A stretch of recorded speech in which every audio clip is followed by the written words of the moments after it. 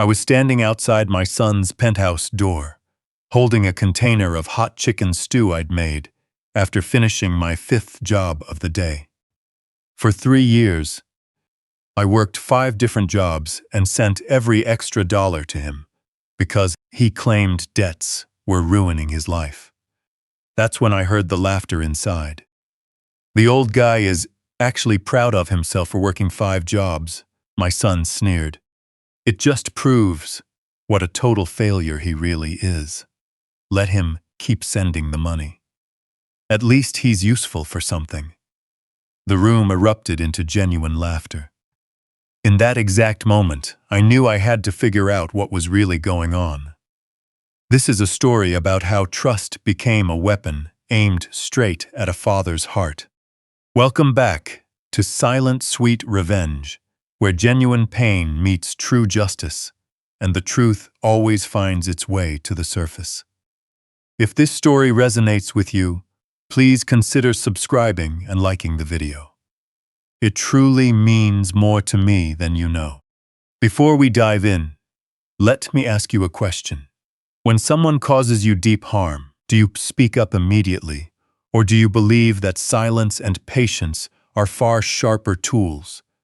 Leave your answer in the comments, as I read every single one. A quick note. Some elements of this story have been adapted for storytelling purposes. Any resemblance to actual events is purely coincidental. What matters most is the core truth of the narrative. My name is Gerald Calloway, and I'm 67 years old. Life taught me its hardest lesson. A man can love someone so completely that he forgets to ask if they actually deserve it. But I'm getting ahead of myself. That morning started just like every morning had for the past 3 years. 4:15 a.m., pitch black outside. My body didn't even need an alarm anymore. The routine was carved deep into my bones, far deeper than any fatigue. I swung my legs out of bed in my modest 2-bedroom home in Hyde Park, a neighborhood where the houses lean just a little bit, and people generally keep to themselves. My knees popped, my lower back throbbed with a sharp ache, but none of that mattered. Before leaving, I paused at my nightstand, just like I always do. Dorothea's picture rested in a simple wooden frame. She was 43 in that photo, laughing at something off camera, her face glowing from within. She's been gone for 11 years now. Cancer took her far too quickly. I opened the drawer. The letter she wrote me 3 days before she passed was right there, folded into quarters. The envelope had turned as soft as velvet from the countless times I'd traced it in the dark. I had never broken the seal. It wasn't that I'd forgotten. I just wasn't ready to face the truth she had left inside. I closed the drawer and started my day. 5 jobs, 14 hours a day, 7 days a week. That was my life for 3 straight years. It all started with my son, Darius. He's 38, a Princeton graduate with a mind like a razor.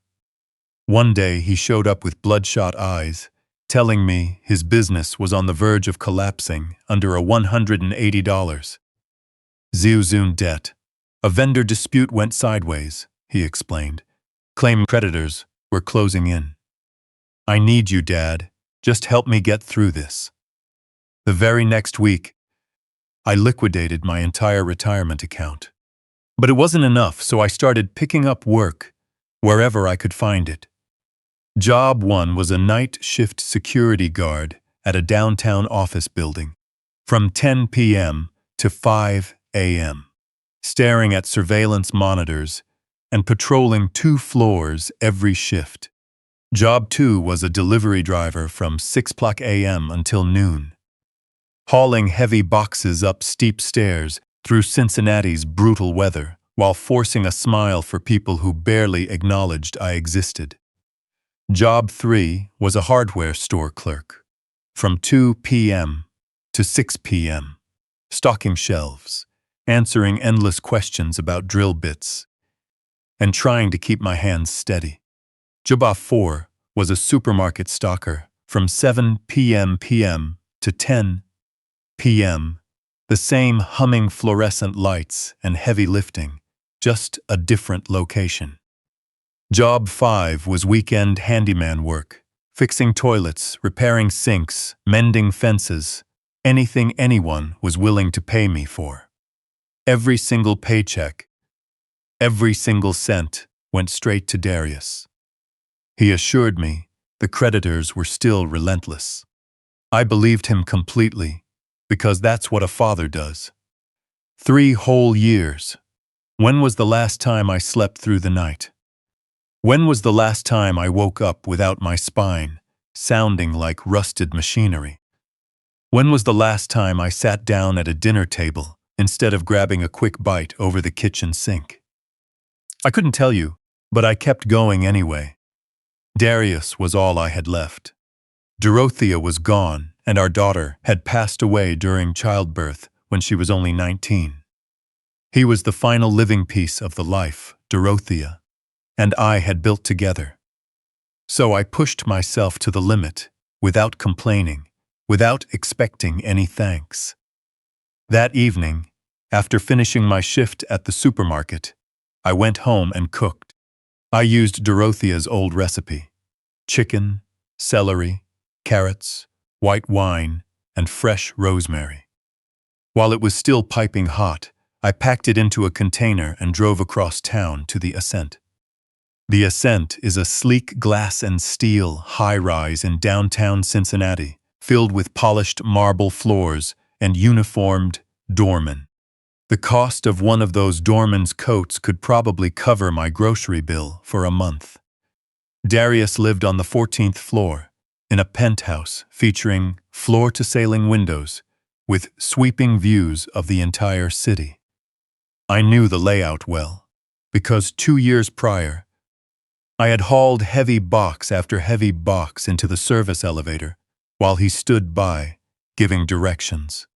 When I took the elevator up that evening, I was still wearing my delivery uniform from 6 a.m., damp, wrinkled, and worn out.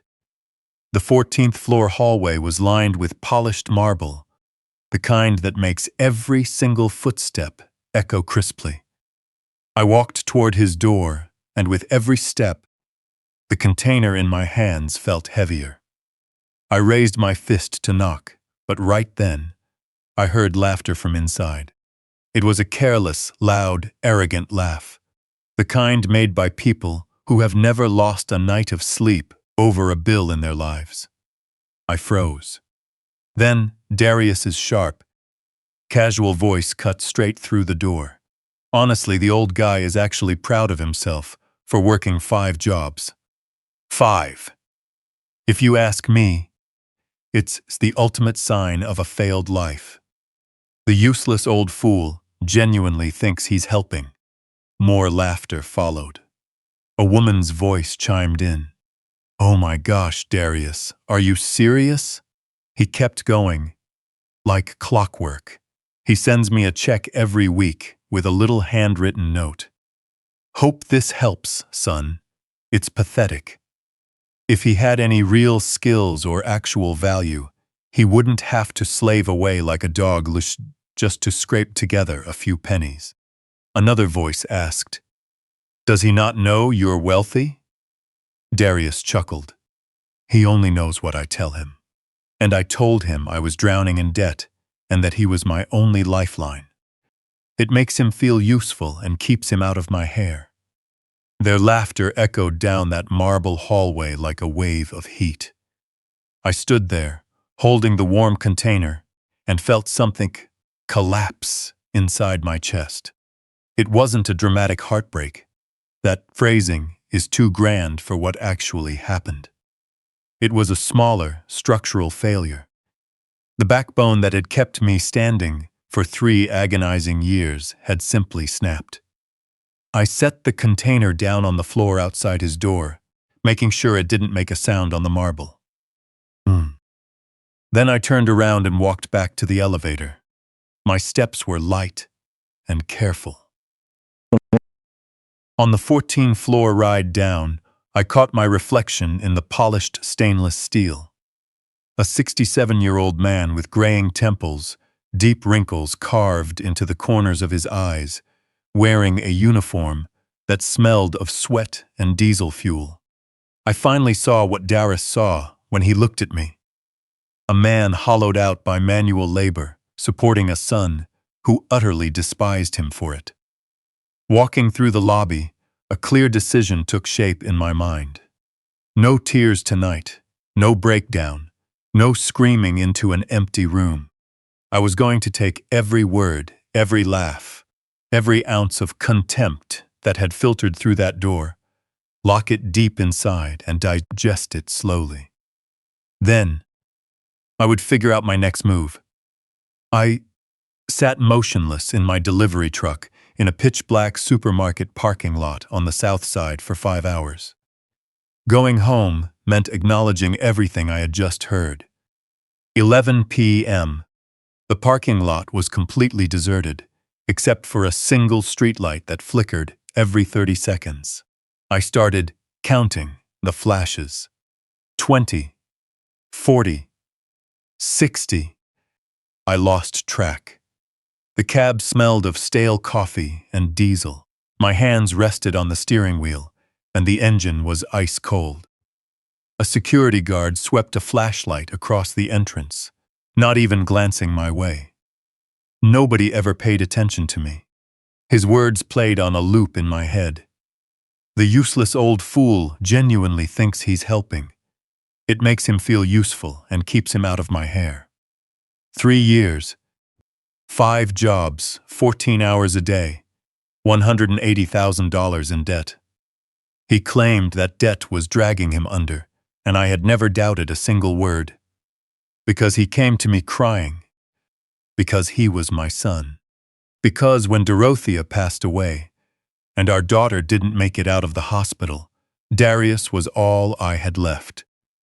He was the final proof that Dorothea and I had once built a family together.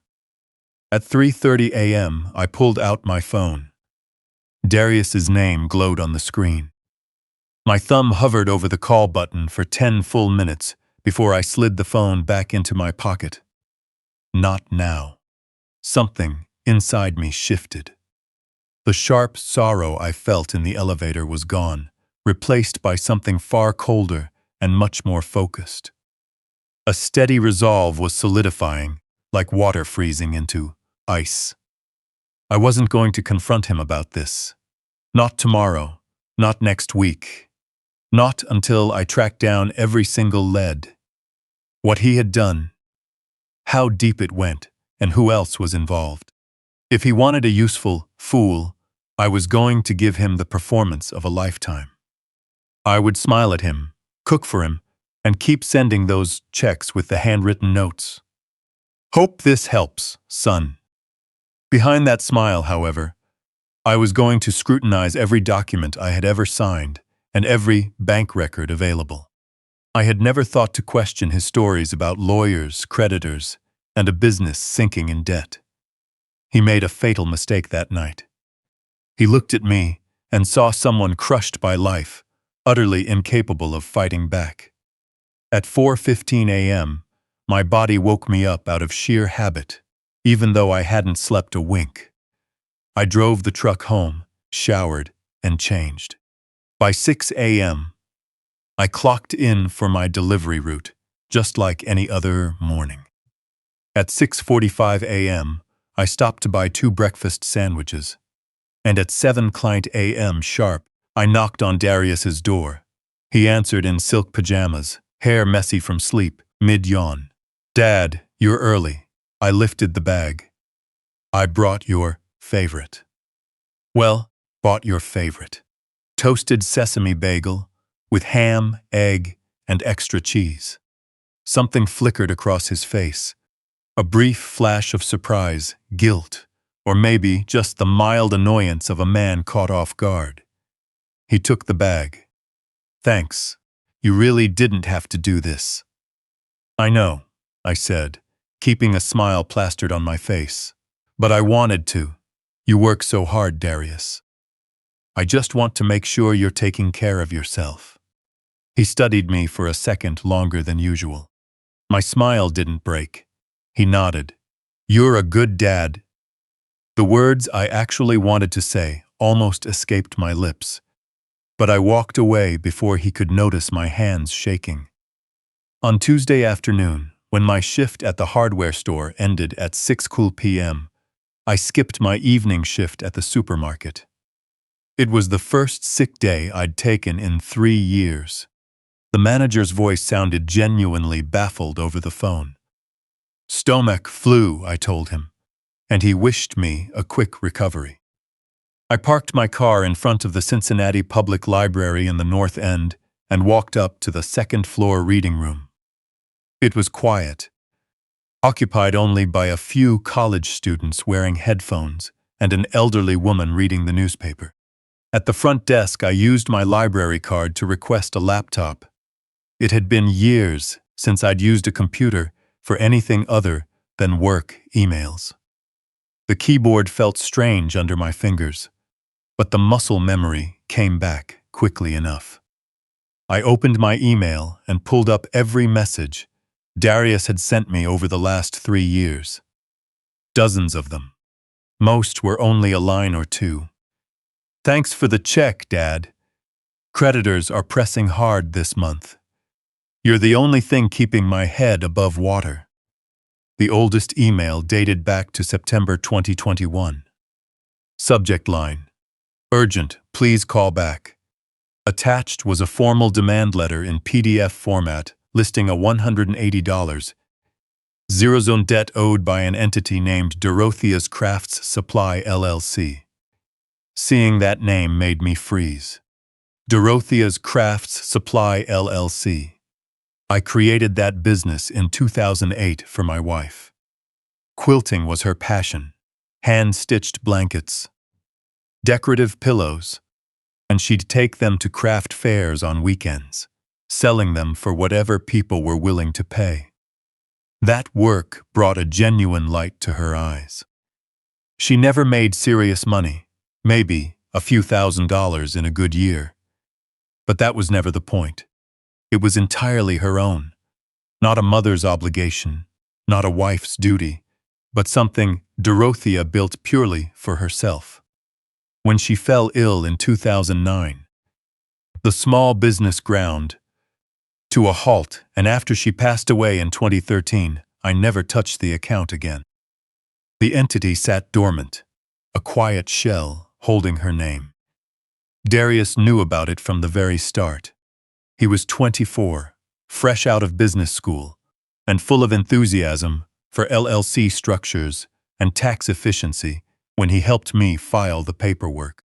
I opened a new tab and searched the Ohio Secretary of State Business Registry for Dorothea's Crafts Supply LLC. Status: active. Registered agent, Darius Calloway. Sometime in 2020, my name had been quietly swapped out for his. I dug deeper through the documents he had sent over the years. Bank statements, payment logs. Every single piece of paper listed Dorothea's Crafts Supply LLC as the debtor. This wasn't a failed startup or a stroke of bad luck in the market. My son had been systematically draining money using a company named after his deceased mother, calling me to say he needed to be rescued from creditors. He reached straight into her legacy and siphoned out funds, the one thing she left behind that belonged solely to her. I sat motionless in the library chair. Around me, students worked quietly on their laptops. The elderly woman turned a page of her paper, and a bus screeched to a halt out on the street. My hands started to tremble, but it wasn't from sorrow. Shock didn't even begin to cover it. What I felt was pure, concentrated rage. I opened another tab and typed carefully, one key at a time. Elder Financial Abuse Exploitation Attorney, Cincinnati, Ohio. A long list of search results appeared. Law firm consultation pages filled with testimonials from victims who woke up one day to discover that someone they loved had been stealing from them for years. I sat there staring at the name, Dorothea's Crafts Supply LLC, her memory serving as the anchor for a long, paper trail of hidden theft. He hadn't just taken what was mine. He had taken what was hers, straight from the memory she left behind. I knew I needed a lawyer, but before making that call, I had to map out the full extent of what he had done. By 2 a.m. on Wednesday, Conrad Bellamy and I were sitting at the security desk with 2 cold cups of coffee between us. It was the first time I had spoken any of this out loud to another human being. I spoke plainly without emotion, my voice steady and free of tears, listing the events in order, as if writing an official report. Monday night at the Ascent, standing outside a locked door, holding a pot of homemade stew, listening to my son call me a useless old fool through the expensive wood, the laughter, walking away. Then Tuesday at the library, discovering that Dorothea's Crafts Supply LLC, the company named in memory of my late wife, had been drained of funds through documents bearing my own son's signature. Conrad listened without saying a word. Above us, the fluorescent lights hummed quietly. The monitor in the corner cycled through empty hallways and dark parking lots. For 2 years, we had worked side by side at this desk, 5 nights a week, rarely needing words to fill the quiet. I knew he drank his coffee black, no exceptions. I knew he read history books in his spare time, and I knew he had an estranged daughter in Colorado. But I never knew what kind of life he led before wearing this uniform. When I finished, Conrad carefully set his cup down. The ceramic hit the metal desk with a sharp, clean click. "Ray," he said, using my middle name. Nobody else called me that. Before I wore this uniform, I spent 22 years investigating corporate insurance fraud. I looked at him in a completely new light. Conrad Bellamy, 64 years old, graying at the temples with sharp, observant eyes behind gold-rimmed glasses. He leaned back in his chair. "What you just described isn't a family dispute. It's a crime. Financial exploitation of an elder, corporate identity theft, fraud, and using a deceased person's business entity to fabricate fake debts to siphon money under false pretenses. Those are serious offenses." His words hit me like a bucket of ice water. "For 20 years, Conrad continued, I tracked people who pulled tricks just like this. They target someone close who trusts them completely, slowly drain them dry, and make sure the paperwork looks clean enough that nobody thinks to look twice. I'm not an easy target," I said, keeping my voice low. "No," Conrad replied. "You aren't. But Darius convinced himself you were, and that arrogance is exactly where he leaves openings." He rested his elbows on the desk and leaned forward. "Do you want me in your corner for this?" I thought back to the 2 years we had shared at this desk, drinking terrible coffee late at night and watching empty security feeds. All those quiet hours, both of us carrying heavy pasts we never brought into the room. What would that look like? A faint smile appeared on Conrad's face, the first one all night. It wasn't gentle. It was the smile of a man who had just locked eyes on the target he'd been tracking. "We're going to do this right." By Friday at 3:30 p.m., I was sitting in the passenger seat of Conrad's car, parked 3 blocks away from the office building where I worked my janitorial shift. Rain hammered against the roof, and our breath fogged up the windows. Conrad had spread the paperwork across the dashboard. Bank records I had pulled, receipts, and every document Darius had forwarded me over the last 3 years. He went through them sequentially, using a small reading light clipped to the sun visor to illuminate each page. "All right," he said, pressing a finger against a statement. "September 2023. You transferred $2,800 to Darius. Cleared on the 15th.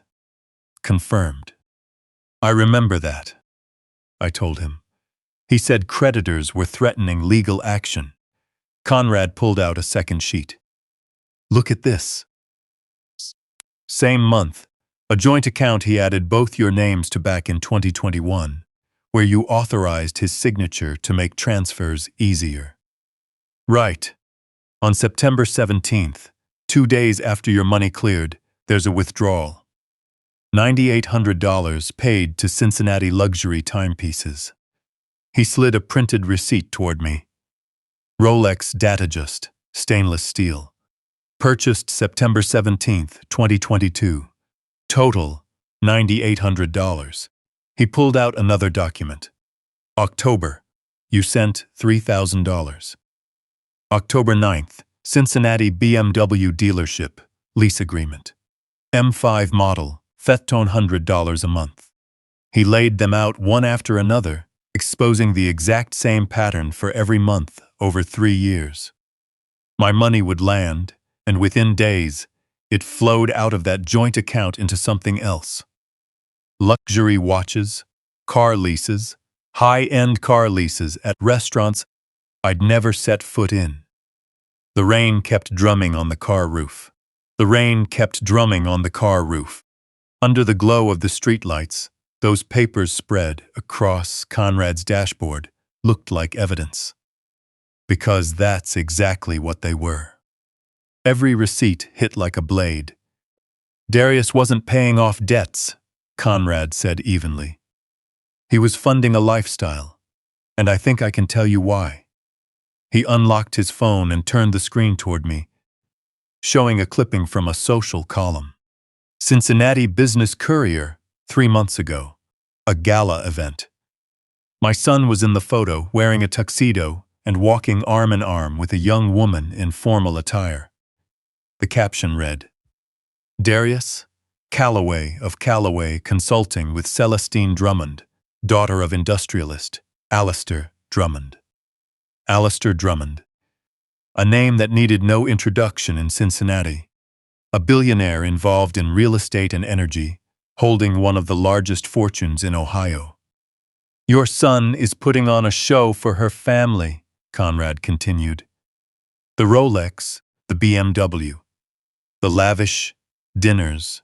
He's fabricating a completely fake persona of a self-made, wealthy man, worthy of standing beside her. And you paid for every single bit of it." I stared closely at the photo. My son projected calm, confidence, and the illusion of prosperity. None of it was built on a single cent of his own money. "I called in a favor," Conrad said. "Rudy Ferrante, a private investigator I fought fraud cases with for 15 years. Discreet, meticulous, and he owes me one.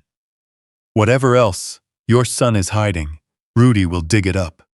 I turned to look out the window at the gray Cincinnati rain sliding down the glass. 3 years, 5 jobs. Every dollar I earned went toward financing a luxury watch, a car lease, and expensive restaurant tabs. All so Darius could put on an act for a woman whose father made more money before noon than I made in a year. "Where do we start?" I asked. Conrad gathered the financial records and placed them between us on the dashboard. His face was cold, calm, and unreadable. "We start in the shadows," he said. "By Saturday morning, my neighbor Lorraine Pickett was waiting for me on her porch with a piece of paper bearing a license plate number. Someone came by last week," she told me, "asking if I thought you were still capable of managing your own affairs." The operation had actually started that Friday. While Rudy Ferrante was already tracking my son across Cincinnati, Lorraine's words made me realize the scheme was far larger than I had imagined. This wasn't just about collecting evidence on Darius. Someone was aiming the exact same machinery back at me. Lorraine Pickett, 71, had been my neighbor for 30 years. She stood on her porch in a cozy cardigan on a pleasant September morning. Nothing ever got past her. 30 years of experience proved that every unfamiliar car, every broken streetlight, every stray animal in our Hyde Park neighborhood got noted down. "Who was it?" I asked. "Last Tuesday," she said, "around 10 a.m. He knocked on the door, quickly flashed some ID, too fast for me to read, and claimed he was a social worker doing wellness checks on elderly residents living alone." My heart sank.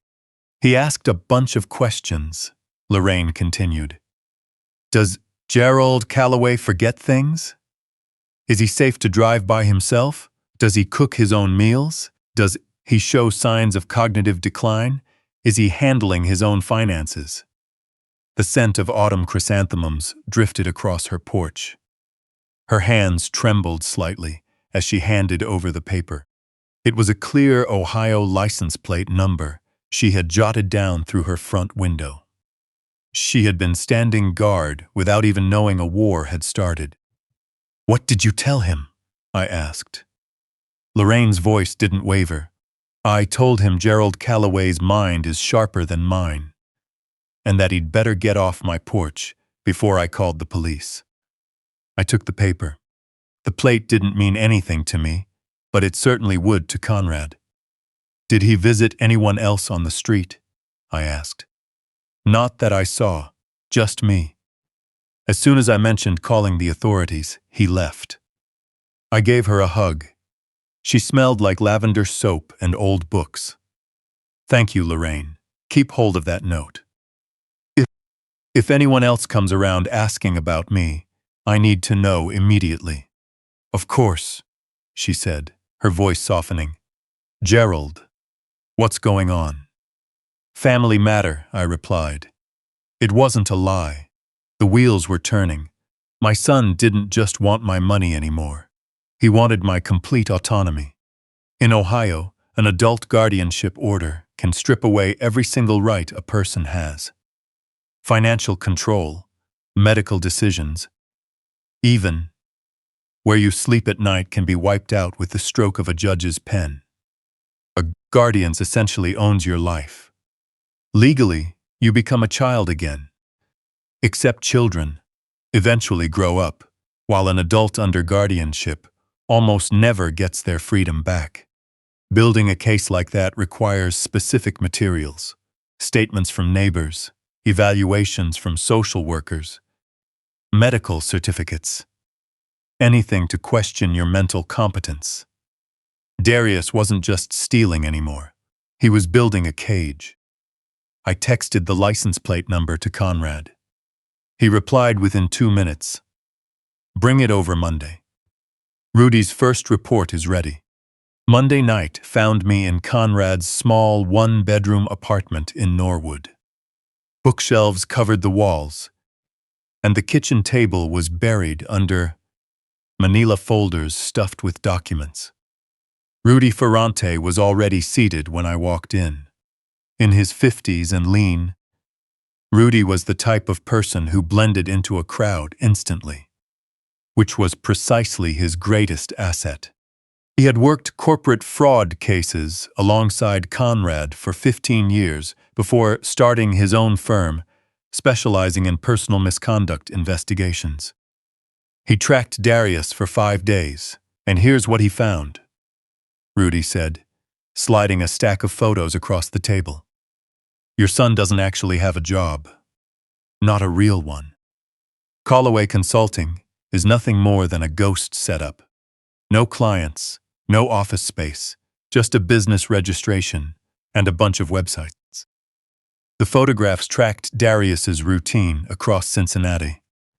Stepping out of the Ascent around 10 a.m. wearing designer athletic gear, heading straight to an upscale downtown gym, and sitting at outdoor patio tables enjoying wine and appetizers priced anywhere from $80 to $150 a plate.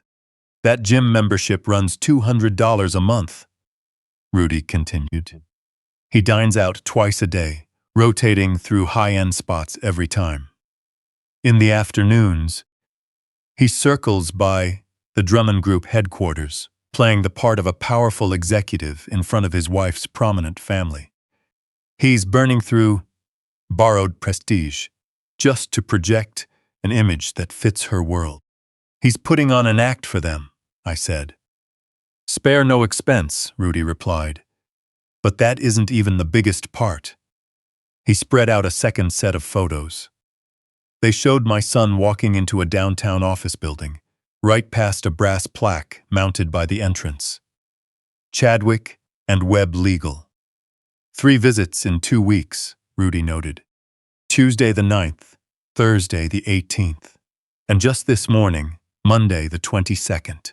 Every meeting lasted anywhere from 90 minutes to 2 hours. Conrad leaned in close. Chadwick and Webb handles one specific area: estate and guardianship proceedings. You don't go to them for standard contracts or routine wills. You only hire them when you intend to seize legal control over another person's life. The photos lay scattered between us.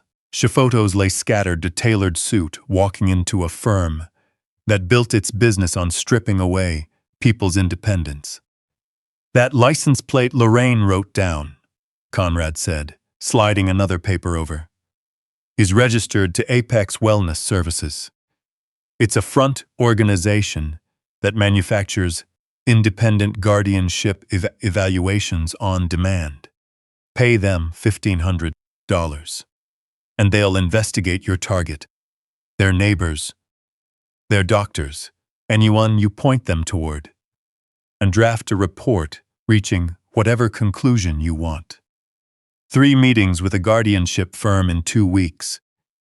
Conrad summarized, using a fake social worker to gather fabricated statements from the outside. This isn't due diligence, Ray. It's a coordinated ambush. I stared down at the images of my son repeatedly entering that office, each photo marked with a clear date and timestamp, a paper trail pointing directly toward putting me in a cage. How long before he files? I asked. Rudy and Conrad exchanged a glance. 6 weeks, maybe less, Rudy estimated. Meetings this frequent mean the petition is likely almost finished. Once it hits the court, a hearing date gets set, and from there, it becomes a race. A race I might lose, I said. Not if we step ahead of him, Conrad said calmly. Here were 2 men sitting in a cramped Norwood apartment, a retired fraud investigator and a private detective, helping me take on my own son. What's our move? I asked. Conrad pressed his finger against the photo of Chadwick and Webb. We find out exactly what they plan to file. Then, before it ever reaches a courtroom, we tear it apart piece by piece. 6 weeks to head off a guardianship petition. That night, I tossed and turned in bed, running numbers through my head. A legal defense required funds, and I didn't have obvious cash on hand. By Tuesday afternoon, I drove out to the industrial corridor on the east side, a heavy iron key resting against my chest on a leather cord. It was a property I hadn't visited in 4 years. Every time I thought about going there, I saw Dorothea's handwriting on the deed.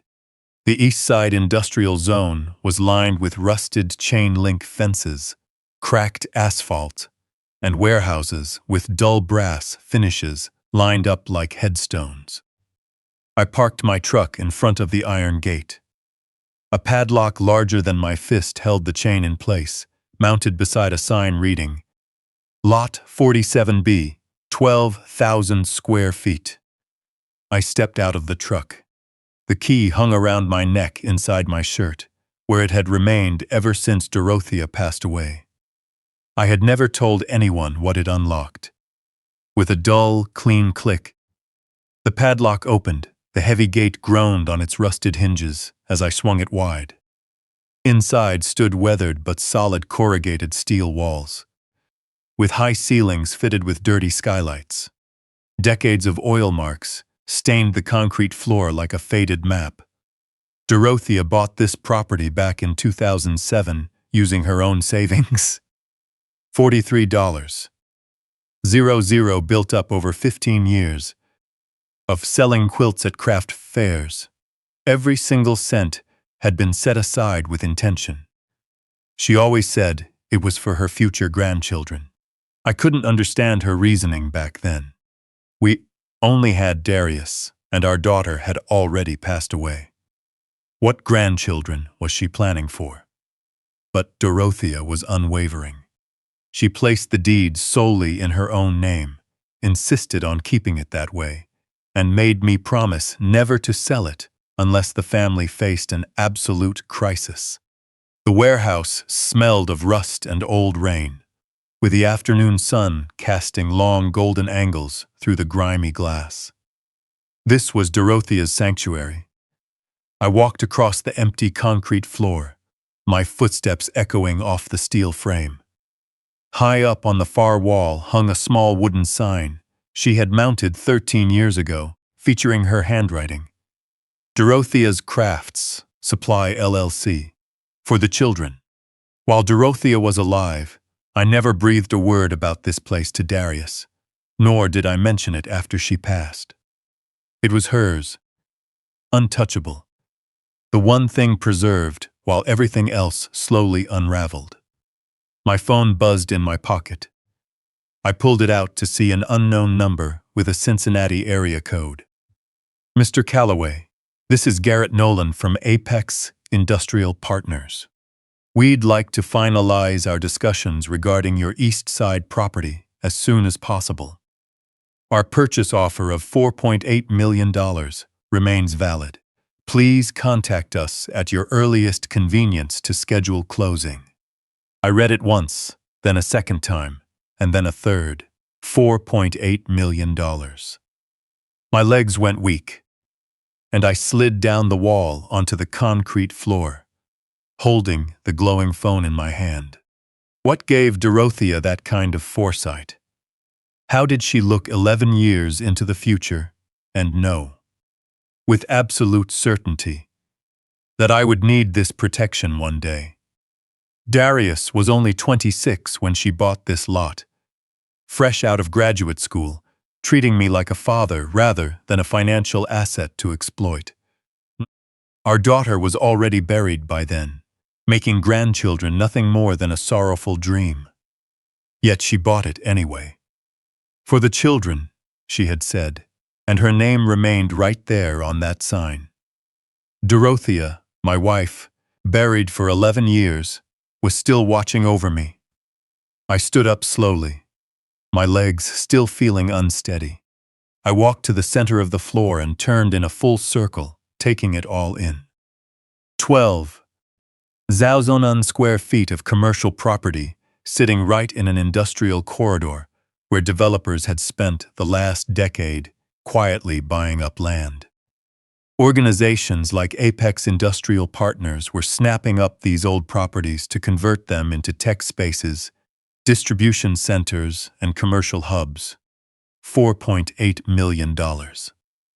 I was working 5 jobs, 14 hours a day, sending every dollar straight to my son so he could wear a Rolex, drive a leased BMW, and sip wine that cost more per bottle than my weekly grocery budget. All the while, a massive fortune sat hanging right beneath my shirt. I texted Conrad, "Need to meet tonight." "Important," he replied seconds later. "My place, 8 p.m. I locked the warehouse gate, tucked the key back against my chest, and drove through Cincinnati, feeling like I was moving through a thick fog. The radio was off, the window rolled down, as the September air brushed against my face.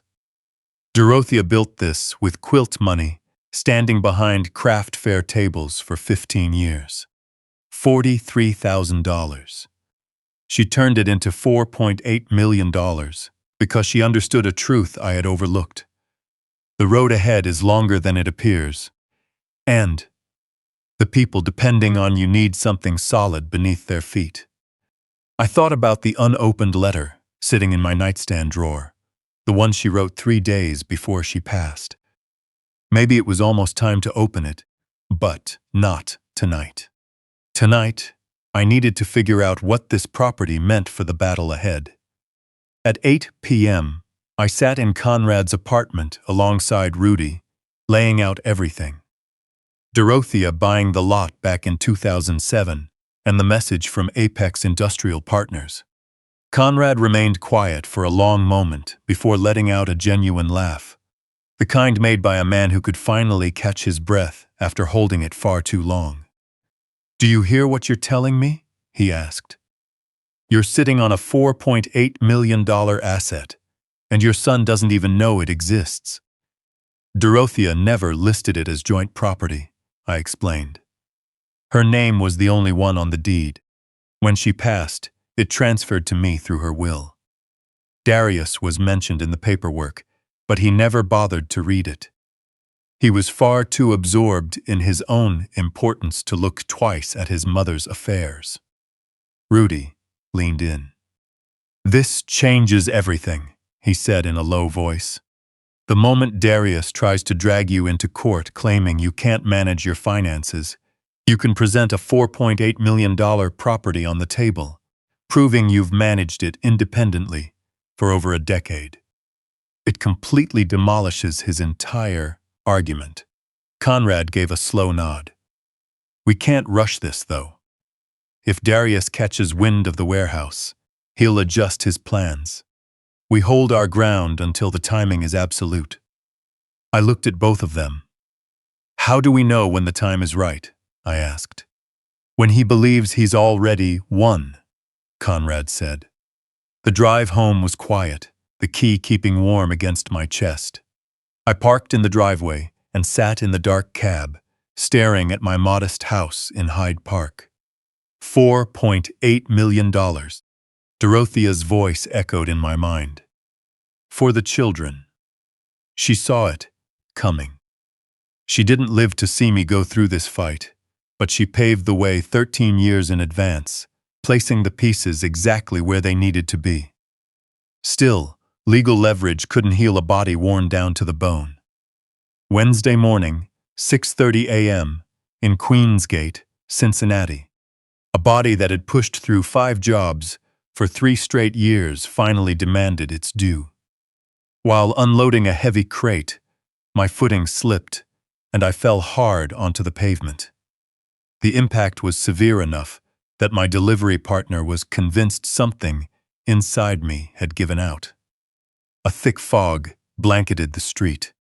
My grip on the handles slipped, my knees buckled, and the hard concrete came rushing up to meet me. Before the pain hit, I heard the sound of my palms scraping against the ground as my shoulder absorbed the force of the fall. The heavy crate came down right beside me, cracking the cardboard open. Mr. Calloway. Tavian, my 28-year-old delivery partner of 6 months, rushed over in complete panic, convinced I was suffering a heart attack. "I'm fine," I managed to squeeze out, though my voice sounded completely weak. Tavian dropped down beside me on the wet ground. "You are definitely not fine," he said, kneeling close. "Should I call an ambulance?" "No, just help me up." The damp street made my scraped palms sting terribly. Tavian held on tightly, staring intently at my face, as if worried I might pass out any second. In his mind, he was witnessing a medical emergency, unaware that he was simultaneously helping build a legal file against me. He helped me to my feet, and I leaned back against the truck to catch my breath. A deep ache throbbed in my shoulder, and my hands were raw, but nothing was broken. "You really should get checked out," Tavian urged. "I'm 67, I told him. "I've taken worse tumbles than this before." He wasn't convinced, but he didn't press the issue further. We finished the rest of our route together, with him handling the heavy lifting while I took care of the paperwork. Neither of us brought it up again, and I put it out of my mind.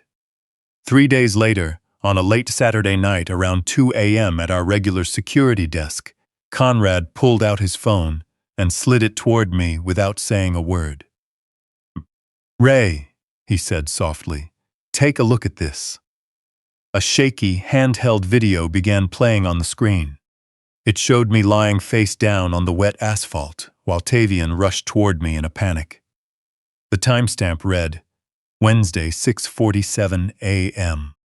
Someone captioned the clip with, "This elderly man works 5 jobs and still collapsed. Can anyone help him?" Below that was the data. 43,000 views, 200 likes, and 890 comments. Scrolling through the comment section, people were purely well-intentioned. One help this poor man. This breaks my heart. And why is he working so hard at his age? It was pure sympathy. Tavian posted that on Wednesday afternoon, Conrad told me. By evening, it was circulating heavily across Cincinnati networks. The reality you have to face is that in a guardianship case, 43,000 people witnessed what Darius's attorney will portray as physical, functional decline. Their sympathy doesn't matter, and it doesn't matter that they saw an exhausted man rather than someone with cognitive impairment.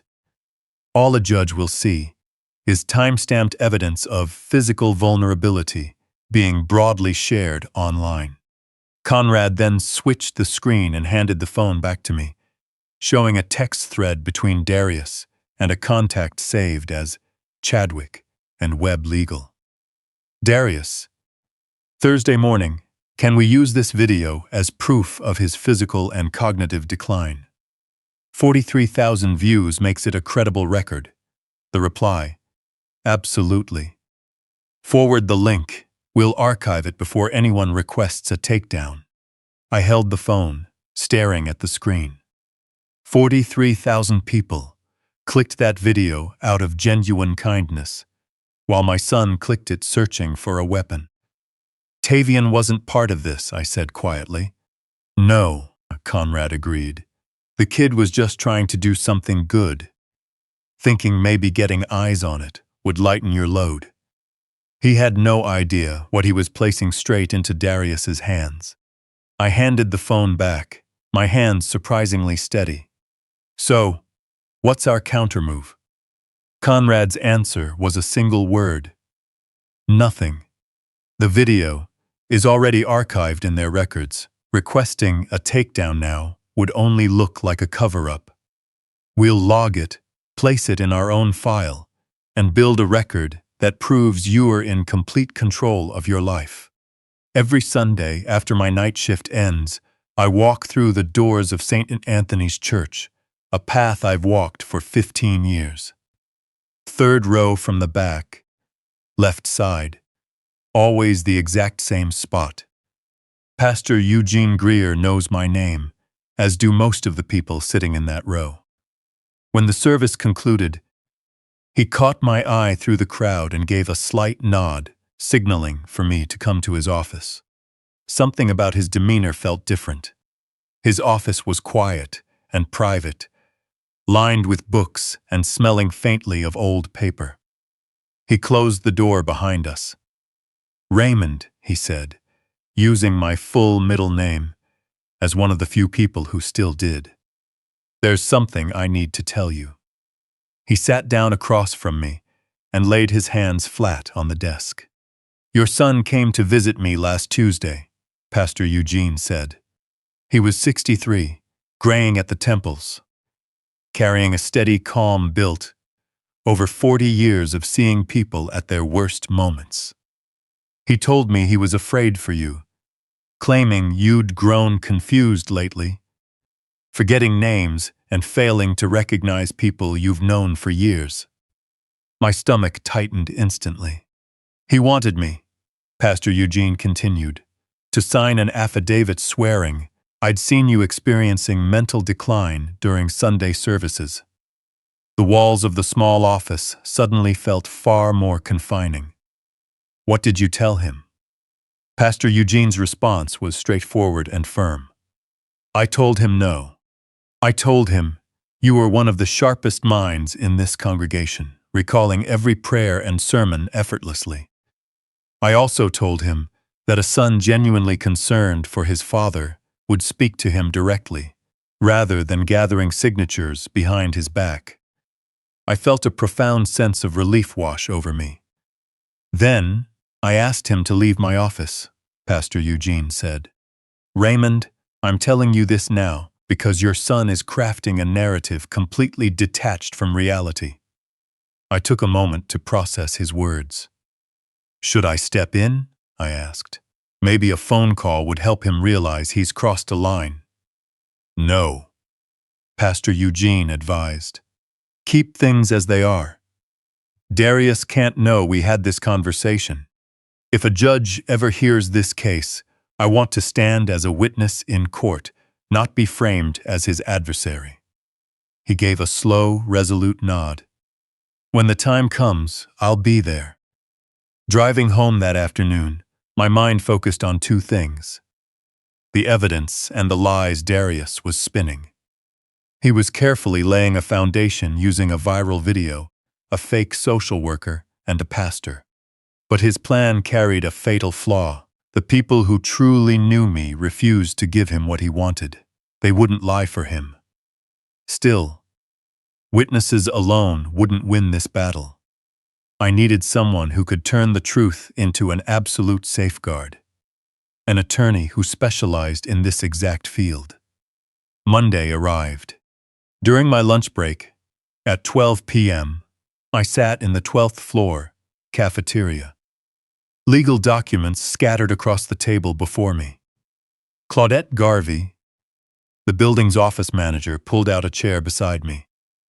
"Gerald, you look like you're carrying a heavy load," she said. I looked up. Claudette had been the floor manager for 8 years, matching the time I'd spent working the late shift cleaning crew. We had exchanged occasional words during late hours over the years. She often worked late, while I came in when the building was quiet. Friendly, but not close, two people moving in different orbits. "It's nothing," I replied. "Just reviewing a few things." Her eyes drifted to the documents, reading the titles on the pages: Ohio Guardianship, Law, Financial Exploitation of the Elderly, Chadwick and Webb Legal.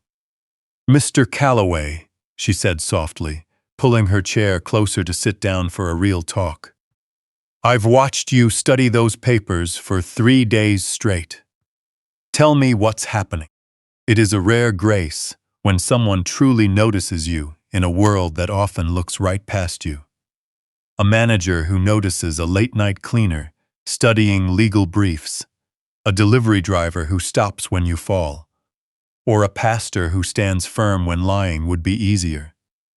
I told her everything, stripping away all pretenses. My son had fabricated a company buried in debt, a debt he pretended I owed him that never existed. After his mother passed, he took what remained in her business account. Now, he was orchestrating a guardianship petition to gain complete legal control over my affairs. At his current pace, I had roughly 4 weeks before he pulled the trigger and filed. Claudette listened in silence. When I finished, she leaned across the table. "I have a law school classmate," she said, "Nadine Holbrook. She specializes exclusively in estate fraud and asset protection. That's her entire focus. If your story is real, she'll want to hear it directly from you." She didn't hesitate. Right there in the cafeteria, amidst the smell of reheated food and vending machine coffee, she pulled out her phone and made the call. "Nadine, it's Claudette Garvey. I have someone here you need to meet. It can't wait. I know your docket is full, but trust my judgment on this." After a short pause, Claudette turned to me. "She can see you Thursday at 3 p.m., she said.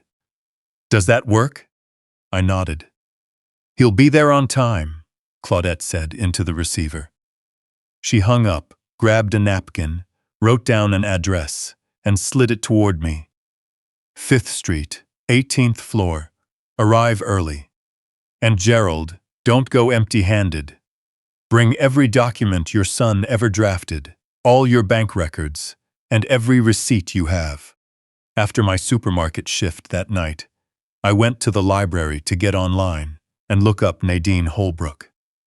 28 years in practice, specializing in elder financial exploitation and estate fraud, holding a 94% success rate in contested guardianship hearings as a partner at Holbrook and Crane Legal, a firm completely separate from the one Darius hired. I studied her portrait on the firm's website. A formal headshot, gray suit, set jaw, and an uncompromising gaze. Her hourly rate almost certainly exceeded my weekly earnings. I logged out and drove home. That night, for the first time in 3 weeks, my body allowed me to sleep straight through my alarm. Thursday, 2:45 p.m.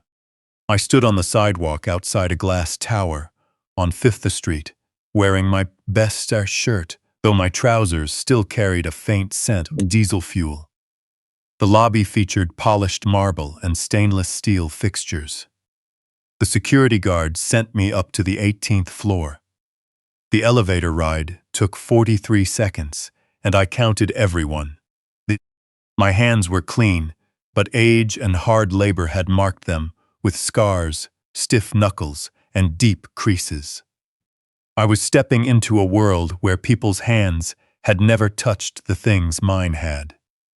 Nadine Holbrook's firm occupied half the floor, offering a clear view of the Ohio River through floor-to-ceiling windows.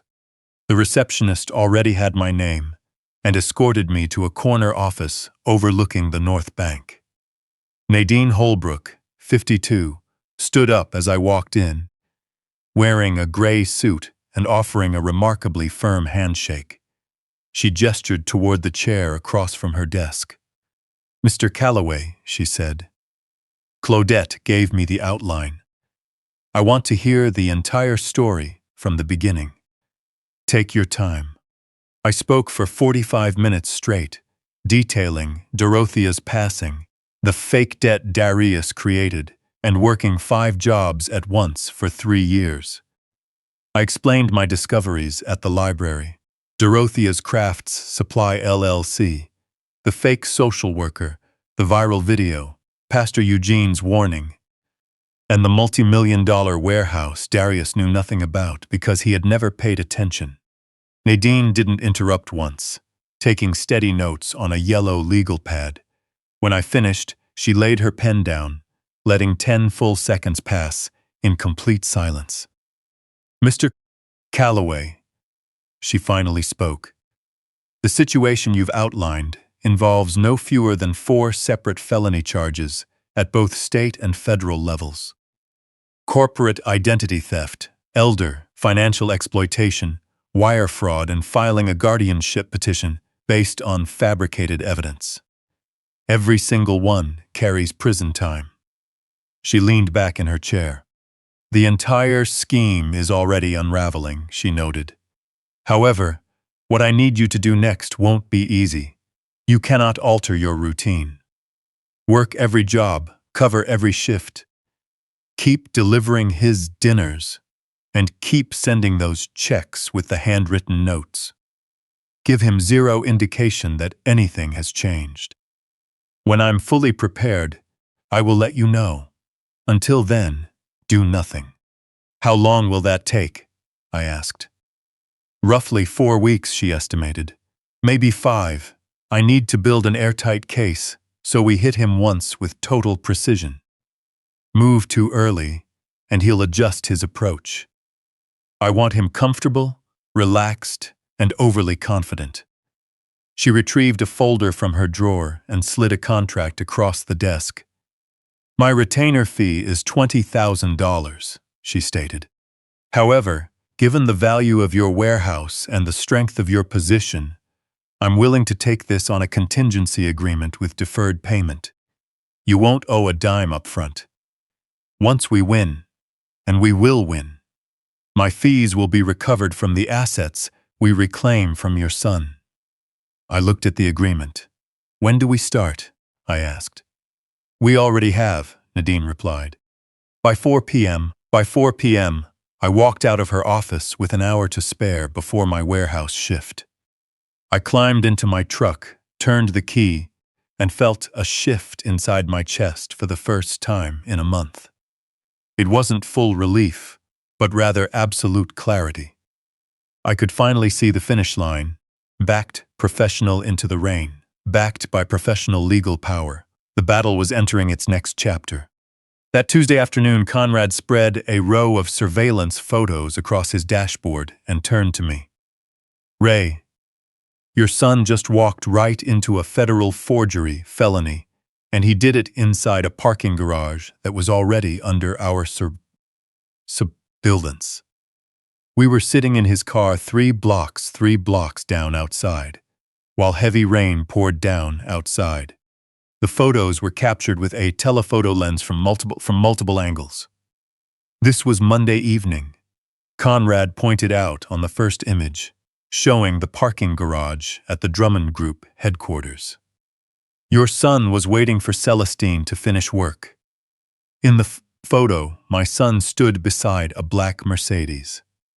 A briefcase rested on the hood. Celestine stood opposite him in a suit, looking visibly exhausted as he handed her a stack of papers. Conrad flipped to the next image, showing a thick stack of legal documents. She signs documents for a living, so it's an automatic reflex.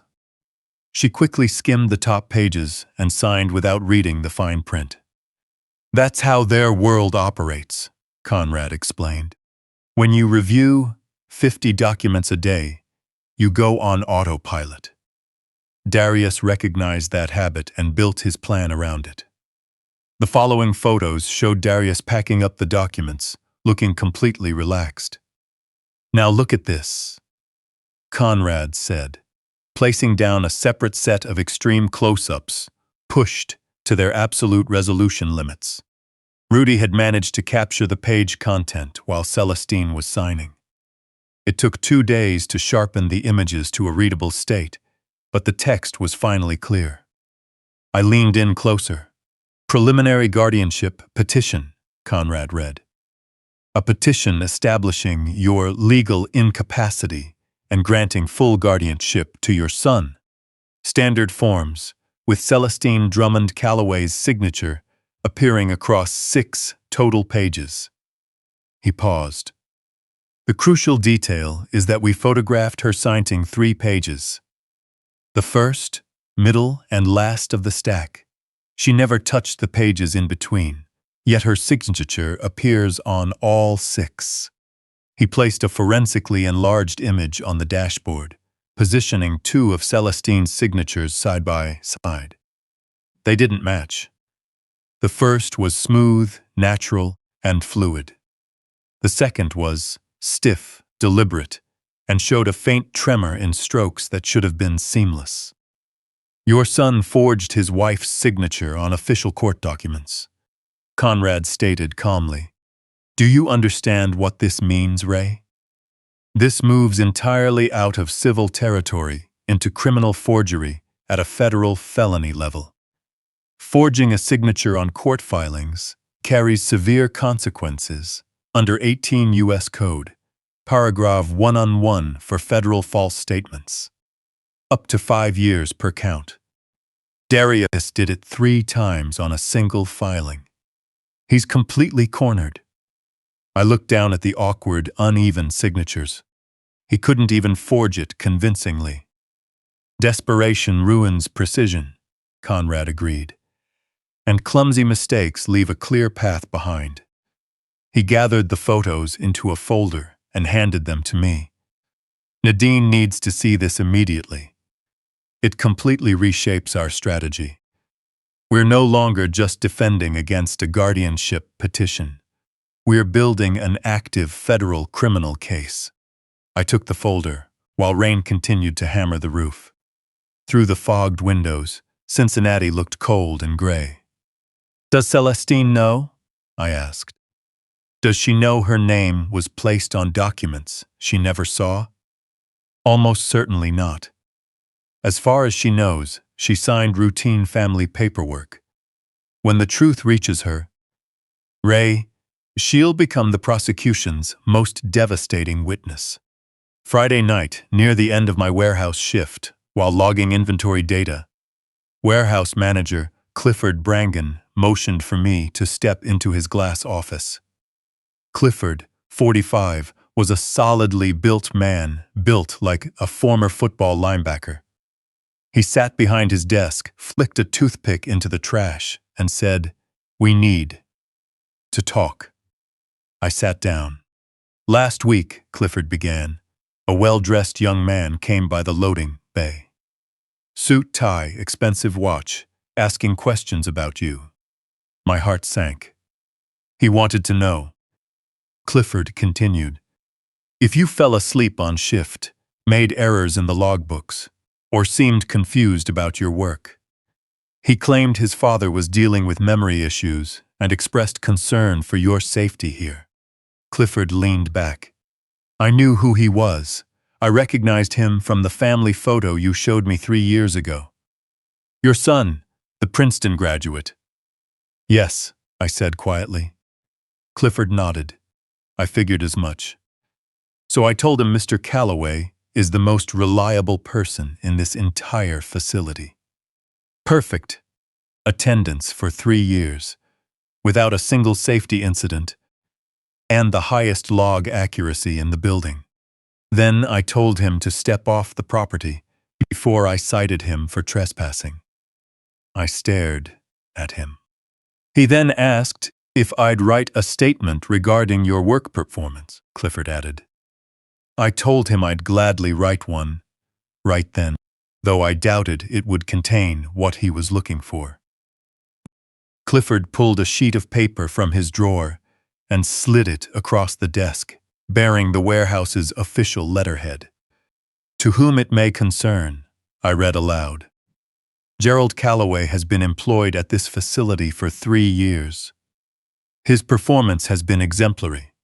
He has shown 0 signs of confusion, memory loss, or any behavior raising safety concerns.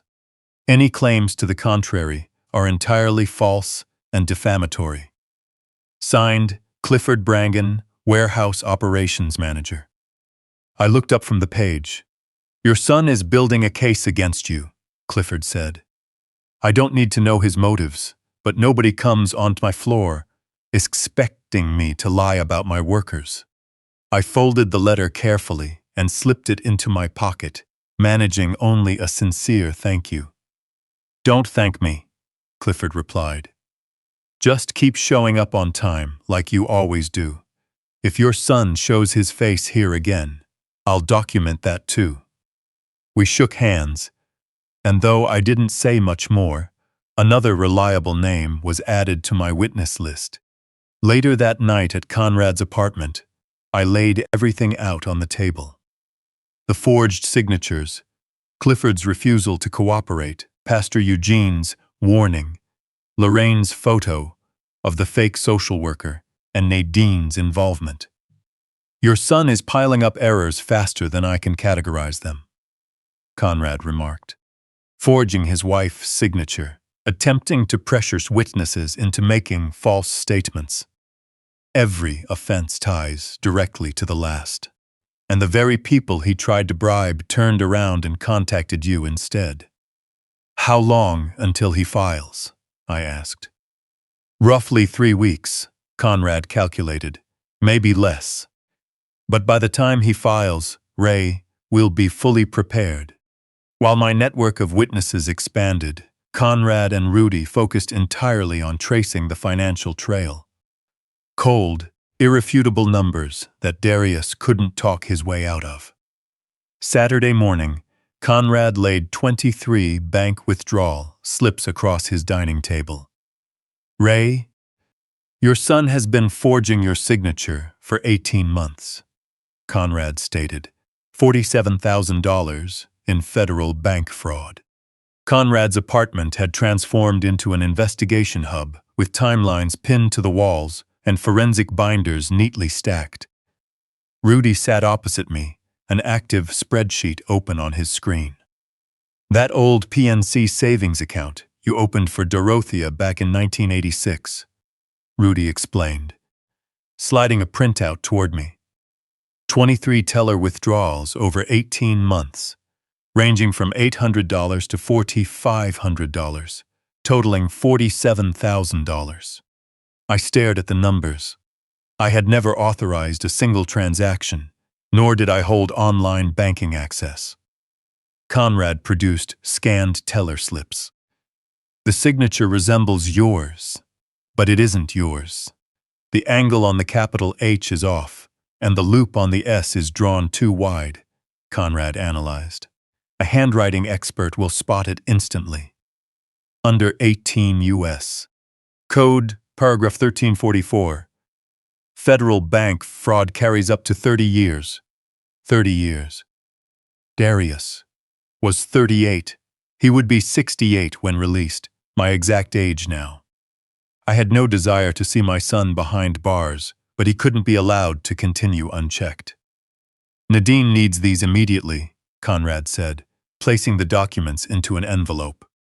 Summing up Darius's offenses, we had corporate identity theft, elder financial exploitation, 23 counts of bank fraud, 3 forged signatures on a guardianship petition, and attempted witness tampering. Monday, I took a step forward on my own, arranging an in-person meeting with Garrett Nolan at Apex Industrial Partners in their North Bank office overlooking the ballpark. "Mr. Calloway, we've been trying to reach you for 3 weeks, Garrett said, opening a folder on his desk. He explained that someone claiming to represent the Calloway estate brought in a notarized power of attorney proposing an immediate cash buyout of our East Side warehouse. Garrett slid the document toward me. The signature looked like mine, but Apex Industrial's legal team had cross-checked it against Dorothea's original 2007 deed. The discrepancy was glaring. The new signature was hesitant, uneven, and undeniably fake. "We halted negotiations," Garrett said. "Who claimed to be acting as your representative?" "My son," I told him. A long silence followed before Garrett asked if I still intended to sell. I confirmed I did, but only through a direct transaction with clean terms and 0 third-party representatives. We shook hands on the deal, moving the sale of Dorothea's warehouse forward. That evening, I presented the entire situation to Nadine. She listened and offered a cold, satisfied smile. "Your son attempted to steal a $4.8 million property using a forged document, walking straight into a corporate legal team," she said. "He's practically writing his own indictment." "When do we act?" I asked. "Soon," Nadine replied. "Let him file that guardianship petition and walk into that courtroom fully convinced he's in complete control. Then, we dismantle his case piece by piece." Driving home, I reflected on those 30 years and my son's notarized fabrications. His own greed was drafting his indictment with every fraudulent signature. Yet while I gathered evidence regarding Dorothea's warehouse, Darius was simultaneously moving toward a target much closer to home. Wednesday afternoon, Lorraine called, her voice tight with concern. "Gerald, there's a car parked 3 houses down," she reported. "A man inside has been taking photos of your house for 4 days straight." I was working my evening shift at the hardware store and stepped into the back stockroom to take the call. Lorraine described a dark blue sedan with Ohio plates. "The driver is using professional camera equipment, photographing every angle of your property. I'm heading out to write down the license plate," Lorraine whispered. Over the line, I heard her footsteps, followed by the click of her phone camera, taking a picture of the photographer. She read the plate number aloud, Echo Bravo 7429, and texted the photo straight to me. I forwarded the plate directly to Conrad. While waiting for his callback, I stood in the stockroom, staring at the wall, thinking about the house. Dorothea and I bought it in 1988, debating what color to paint the bedroom. She planted her favorite yellow roses out front, and Darius took his very first steps on that porch. Now, someone was calculating what it would fetch on the market. 28 minutes later, Conrad called back. That car belongs to Apex Realty Brokerage, a discount liquidation firm that specializes in fast estate turnarounds, typically offloading properties at 70% of market value. Someone hired them to appraise the house. Your son plans to sell it the moment he secures a guardianship order. A home lived in for 36 years is far more than a structure. It's every memory pressed into the walls, the pencil marks measuring a child's height, the squeak of the floorboards announcing your arrival, and the roses by the front door. My son was reducing all of it to a liquidation price. I need to reach Nadine, I said. Nadine answered on the second ring.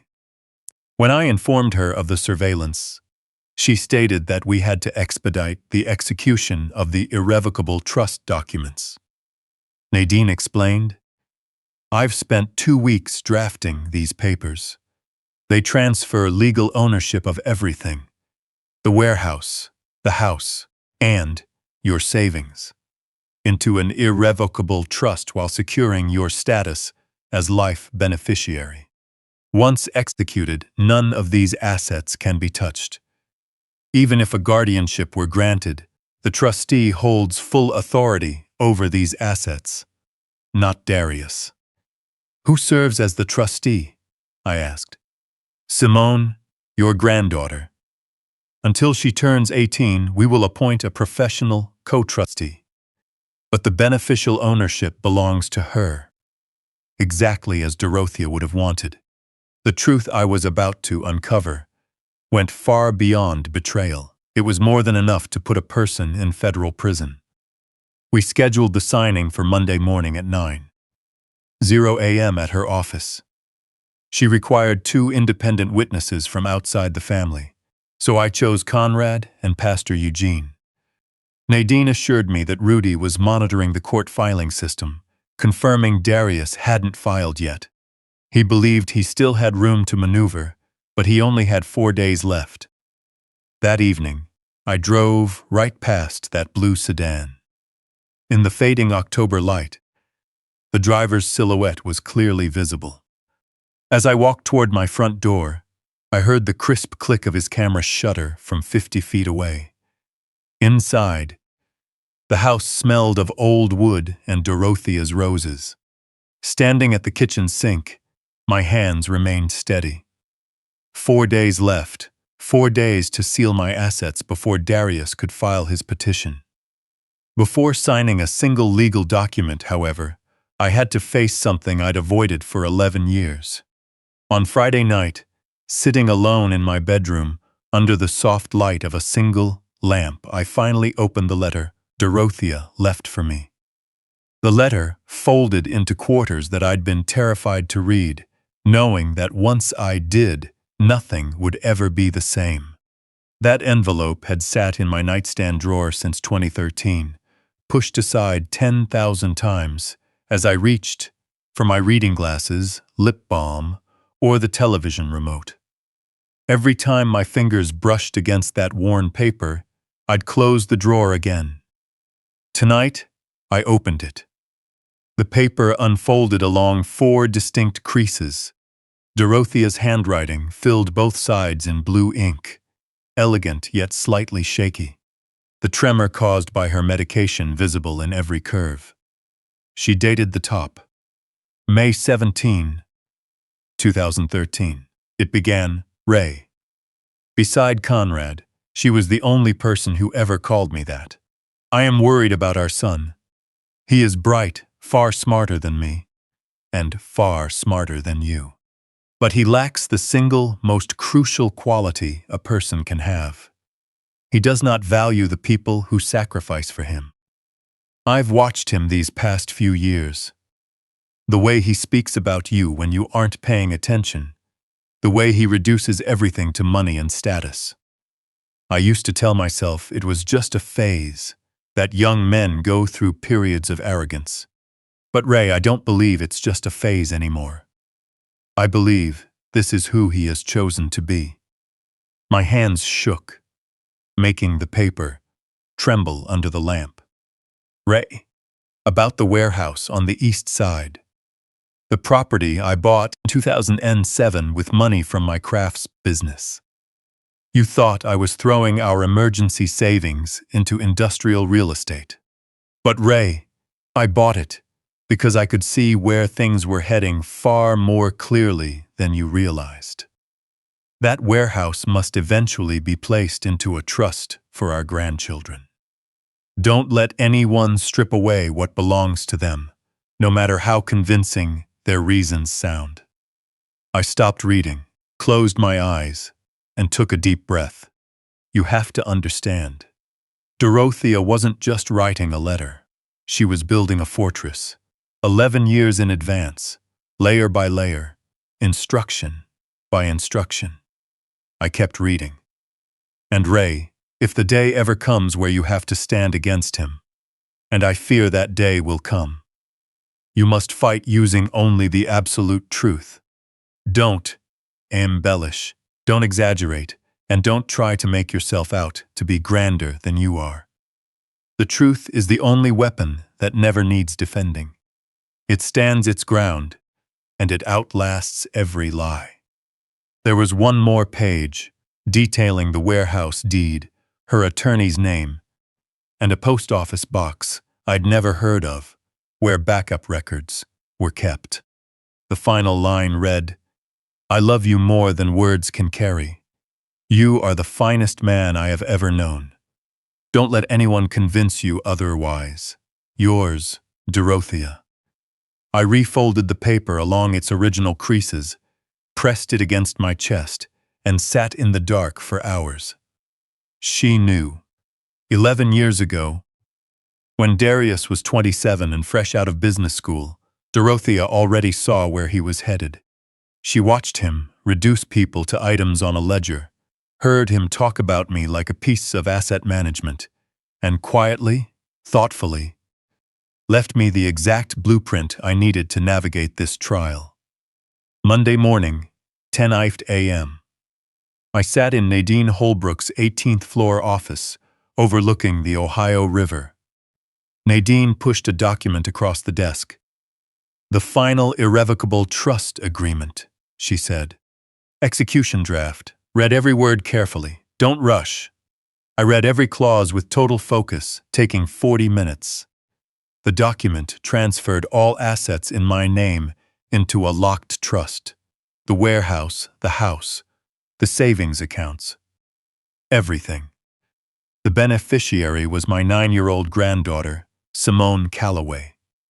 The structure was irrevocable. It couldn't be altered or revoked. No one could touch it, including myself. I signed my name on page 12. The notary immediately stamped the paper with a heavy, mechanical thud, placing everything Darius thought he could grab behind a wall he could never scale.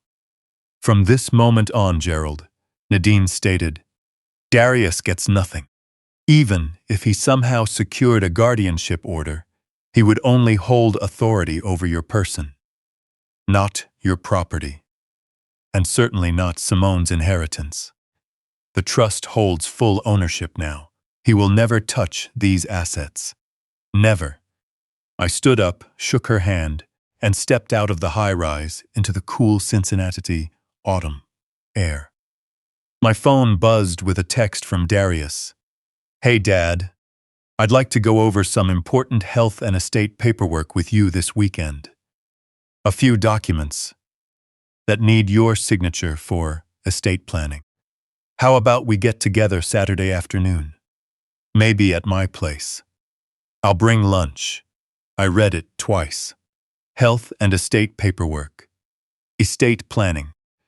He intended to slip the guardianship documents into a pile of routine-looking papers. Sign here, Dad. And here. Just standard forms. Don't worry about reading it all. Except there was nothing left for me to sign away. The warehouse was gone, transferred to an irrevocable trust that morning. The house was gone, placed into the exact same trust. Every single cent in those savings accounts had been locked out of his reach as of 10:17 a.m. I replied, "Sounds good, son. Saturday works. See you then." I slid the phone back into my pocket. "You're too late, Darius. The papers are signed, the assets are transferred, and you have no idea." Darius remained completely unaware of the empty forms and untouchable assets. While he spent the week preparing his move for Saturday, I set out to gather the pieces. Dorothea had scattered 11 years prior. Tuesday afternoon, I drove to Blue Ash to see Norbert Kincaid, a man who had stood beside me at the Cincinnati steel mill for 23 years, and the man my wife trusted with her final secret.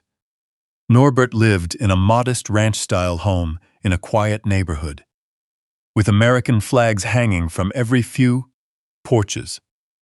I hadn't seen him in 2 years. The steel mill closed back in 2002, and when work is the main thread tying men together, it's easy to lose touch. I knocked on his door. He opened it, looked at me through thick lenses, and recognized me. "Oh, Ray," he said. "Good grief, Ray. Is that really you?" "It's me, Norbert." He opened his arms and welcomed me inside. His hands had a slight tremor, maybe from age, maybe from arthritis. For 23 years, we stood side by side in those mills, breathing steel dust and heat. He held Dorothea's secret for over a decade without breathing a word to anyone. "Come in," he said. "I had a feeling you'd come." "You did?" "Dorothea told me to give something to you only when the time was right," Norbert explained, leading me down a narrow hallway to his bedroom. "I think the time is right." Slowly and carefully, he leaned down and opened a small fire-proof safe in his bedroom closet, retrieving a thick, pristine envelope sealed with red wax. Dorothea's handwriting was marked across the front, "To Raymond Calloway, to be opened when necessary." Norbert handed it to me. "This is the original copy of Dorothea's last will," he said, "signed in 2008 with 2 independent witnesses. I was one. The other was her attorney, Margaret Holloway, who passed away in 2016. I broke the wax seal. Inside was a professional, notarized legal instrument. I read the key section 3 times. "I, Dorothea Mary Calloway, being of sound mind and body, hereby bequeath all interest in the commercial property owned by me located at 2200 Jest Street, Sector 15207, Cincinnati, Ohio, to a protective trust established for the benefit of any grandchildren born after my passing. This property shall bypass my son, Darius Calloway, entirely and remain free from claims by creditors, spouses, or legal guardians. The trustee shall be appointed at the sole discretion of my husband, Raymond Calloway." How had Dorothea seen so far ahead? How did she know 11 years ago what I would need today? "She asked me to keep it far away from your house," Norbert said softly. She said, "Just in case Darius goes digging through drawers after I'm gone." I held the envelope tightly. My wife, gone for 11 years, was still fighting for me. "Thank you, Norbert," I said. "Are you in trouble, Ray?" "I was," I replied, but I'm taking care of it. Saturday afternoon, I drove to the Ascent, parked in visitor parking, and took the elevator to the 14th floor. At 2 p.m. sharp, I knocked on Darius's door. The door swung open, and my 9-year-old granddaughter, Simone, sprinted toward me like a runaway train, wrapping her arms around me so tightly it nearly knocked the wind out of me. She still believed the world was good, and that adults told the truth. "Oh, Grandpa!" she shouted. "Hey, sweetheart," I said, dropping to one knee to hug her tightly. Darius emerged from the kitchen, with a phone pressed to his ear, holding up a finger to signal he'd be a moment. He looked relaxed and confident, like a man who believed the outcome was guaranteed. Simone pulled me toward the living room corner, where her toys were scattered. She leaned close and whispered, "Grandpa, yesterday when I was in my room watching cartoons on my tablet, Daddy was talking really loudly to another man in the living room. He sounded scary. I hit record because I was scared and I want you to hear it." She handed me the tablet, and I placed the small pink headphones over my ears. Darius's voice came through crystal clear. "I need to establish that the old man can't live independently. The medical evaluation we set up will document a steady cognitive decline. We file 3 weeks from Tuesday, giving us enough time to gather all supporting affidavits." A second, older voice responded at a steady pace. "Chadwick, the attorney, and the appraisal on the house is finalized." Darius spoke again. "Apex Realty gave an estimate of $320,000. We can sell it within 2 weeks of obtaining guardianship. The warehouse is the real target. 8 million. We transfer it into a shell trust I control, then siphon the funds over 18 months so it doesn't raise tax flags." "What about your daughter, Simone? She's 9. The court won't take a 9-year-old's words seriously, and Celestine will go along with whatever I tell her. She trusts me." My expression remained completely still, not a single flicker of emotion. I took off the headphones and pulled Simone close. "You did the right thing, sweetheart," I whispered. "Can Grandpa save a copy of this recording?" She nodded, and I transferred the audio file to my phone. 43 minutes of audio recorded Darius and Chadwick laying out the entire scheme, the timeline, amounts, strategy, every detail exposed in Darius's own voice. Darius walked back into the living room, pocketing his phone. "Oh, you're already here, Dad," he said, caught off guard for a split second. "Why didn't you knock?"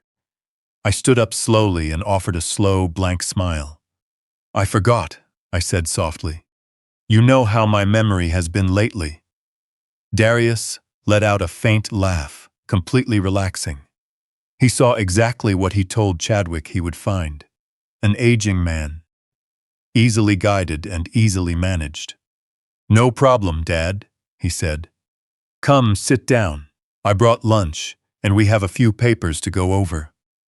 He guided me to the dining table, where a stack of documents sat beside deli sandwiches and bottled water.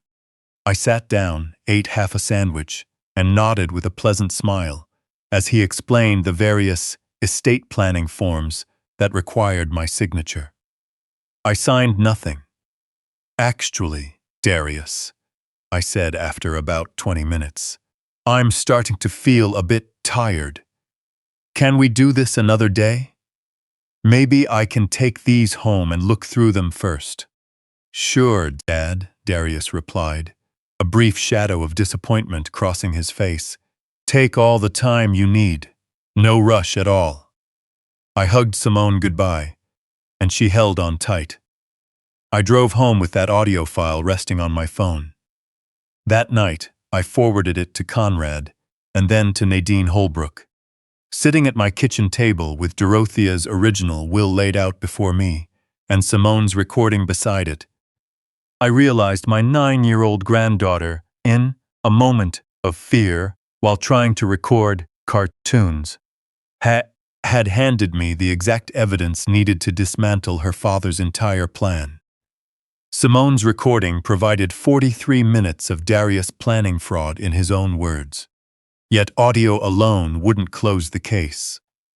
The court required paper records, forensic analysis, numbers that couldn't be disputed. The court subpoena arrived 72 hours after obtaining Simone's recording, and holding that thin sheet of paper felt like holding a sacred object.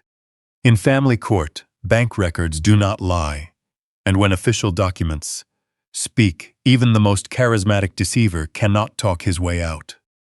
Monday morning, October 20th.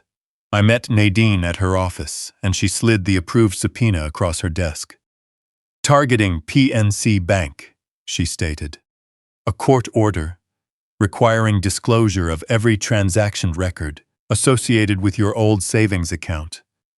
Every withdrawal, every signature in the file, every IP address, and location tag attached to every session. She pointed to a woman sitting beside her with an open laptop. This is Brenda Alcott, a financial fraud analyst. I've retained her as our expert witness.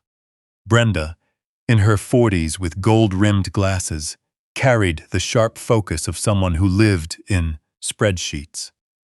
She looked at me. "Mr. Calloway," she said, "once these records arrive, the paper trail will lay everything bare. Signature forgery will be established through forensic handwriting comparison. IP addresses will pinpoint the exact location of every transaction, and the withdrawal pattern itself will demonstrate systematic theft. We are building indisputable technical evidence, proving your son acted entirely without your knowledge or authorization." I could feel the net tightening around Darius from every angle, not just through witness testimony, but through financial forensics, numbers, timestamps, and digital footprints. My son had robbed me twice, of my trust and my money. But he forgot that I worked in construction for 31 years, where every nail is counted, and every measurement must be precise. Brenda turned her laptop toward me, displaying a sample transaction log from a previous case. "Look at these timestamps," she pointed out. 3:47 a.m. If we can prove you were elsewhere, at work, sleeping, anywhere providing an alibi, the forgery proves itself. I leaned in. The cells in the spreadsheet glowed with cold, precise certainty. Every row represented a theft. Every column exposed a lie. "Geolocation data," Brenda added, "will reveal which IP address accessed the online banking. If it traces back to your son's residence while you are confirmed elsewhere, that is actionable evidence." I reached out, pressing my fingertips against the subpoena. The court seal was embossed into the heavy paper, its authority tangible. Nadine's office smelled of fresh ink and legal volumes, the scent of a reckoning finally arriving. "How long until the records arrive?" I asked. 10 business days, Nadine replied. PNC Bank is required to produce the records within 2 weeks of receiving the subpoena. We'll have everything by early November. Meanwhile, on the other side of town, in a place I'd never set foot, another gear was turning. Alistair Drummond sat in his 40th floor executive office at the Drummond Group headquarters, reading a private investigator's report he had commissioned 3 weeks prior. Not out of initial suspicion, but because he noticed irregularities in the division Darius managed. Minor details, reimbursements that didn't align, nothing definitive, but enough to feel off. The report was thorough, and a detail on page 4 reshaped everything. Subject's father, Gerald Raymond Calloway, 67, holds commercial warehouse assets at 2200 Jest Street, Sector 15207, Cincinnati, Ohio. Appraised value $4.8 million. Purchased outright in 2007. Zero mortgages, zero liens, clean title. Alistair read that paragraph 3 times. $4.8 million. Purchased outright in 2007. Zero mortgages. He recalled every conversation he'd had with Darius over the past 2 years. The picture Darius carefully painted of a struggling, financially dependent father experiencing cognitive decline and draining his son's resources. I'm basically supporting him. Darius had claimed over drinks at the club. After my mother passed, my dad made poor decisions and squandered most of his assets. Now, I have to ensure his bills are paid. Alistair had believed him. Why wouldn't he? Darius was polished, articulate, and driven, speaking about family obligations with deep conviction. Yet a man holding nearly $5 million in debt-free commercial real estate was clearly not a struggling dependent. The two facts were mutually exclusive. Alistair poured himself a glass of 18-year-old Glenfiddich, the amber liquid catching the afternoon light streaming through the floor-to-ceiling windows. He looked out over the Cincinnati skyline. He built his empire by evaluating people, distinguishing genuine character from a performance, and identifying what lay beneath a polished surface. Darius had appeared sharp, dedicated, and family-oriented, always talking about caring for his wife's family and ensuring elderly relatives were looked after. Now, the data directly contradicted that narrative. Alistair thought of his estranged daughter and the 6 years of silence between them, wondering if he had been overly lenient with Darius, because the young man filled that void, acting as a surrogate son to invest in. The scotch carried the bitter taste of expensive regret. He picked up his phone and dialed the number listed in the investigator's report. At 2:30 p.m., I walked out of Nadine's office. The subpoena had been served, the expert witness retained, Simone's recording transcribed and filed, and Dorothea's original will copied and notarized. Everything was set. As I walked across the parking lot toward my truck, I checked my phone. One missed call. A Cincinnati number with no caller ID, accompanied by a voicemail. I pressed play. Mr. Calloway, this is Alistair Drummond. I believe we should speak regarding your son and certain matters involving my company. I have concerns. Please call me back at your earliest convenience. My direct line is. I noted the timestamp, October 22nd, 2:34 p.m. Just 16 minutes ago. My heart rate picked up. Alistair Drummond, the billionaire, Darius's father-in-law, the man whose wealth and status Darius had used as a weapon against me for years. His benefactor, his shield. The man at the absolute top was reaching out directly. No attorneys, no intermediaries, no corporate buffers. A direct, man-to-man conversation. I stared at the number on the screen, my thumb hovering over the call button. Behind me, traffic hummed along the avenue, trucks and cars making up the noise of a working-class neighborhood. Ahead, the most powerful man in Darius's world was waiting for an answer. Either I was about to confront a magnate's legal team, or a king had just discovered he'd crowned a fraud. I pressed call. After 2 rings, Alistair Drummond answered. His voice was steady and measured, the tone of a man who built an empire by evaluating people. Hello, Mr. Calloway. I'll get straight to the point. I'm aware of your warehouse property, and I'm equally aware that my son-in-law claimed you relied on his generosity. Those 2 facts contradict each other, and I do not tolerate frauds in my family or my business. We spoke for 18 minutes, and I shared only verifiable facts. As the call ended, Alistair offered a single closing statement. We will speak again in person very soon. 2 days later, Lorraine called at dawn, her voice tight. She knows. I was sitting at my kitchen table, halfway through a cup of coffee. She knows what? Chadwick and Webb sent a formal letter to Celestine. Lorraine reported breathlessly, asking her to confirm her signatures on the guardianship affidavits, documents she never read or touched. The letter arrived this morning, and my lens was pointed right at her as she opened it on the patio. Her hands were shaking. I set my coffee down. Where is she now? Still reading the letter, Lorraine said. Wait, Darius just walked out onto the patio. He saw the letter.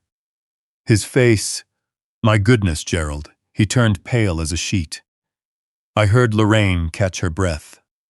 She's screaming at him, Lorraine whispered.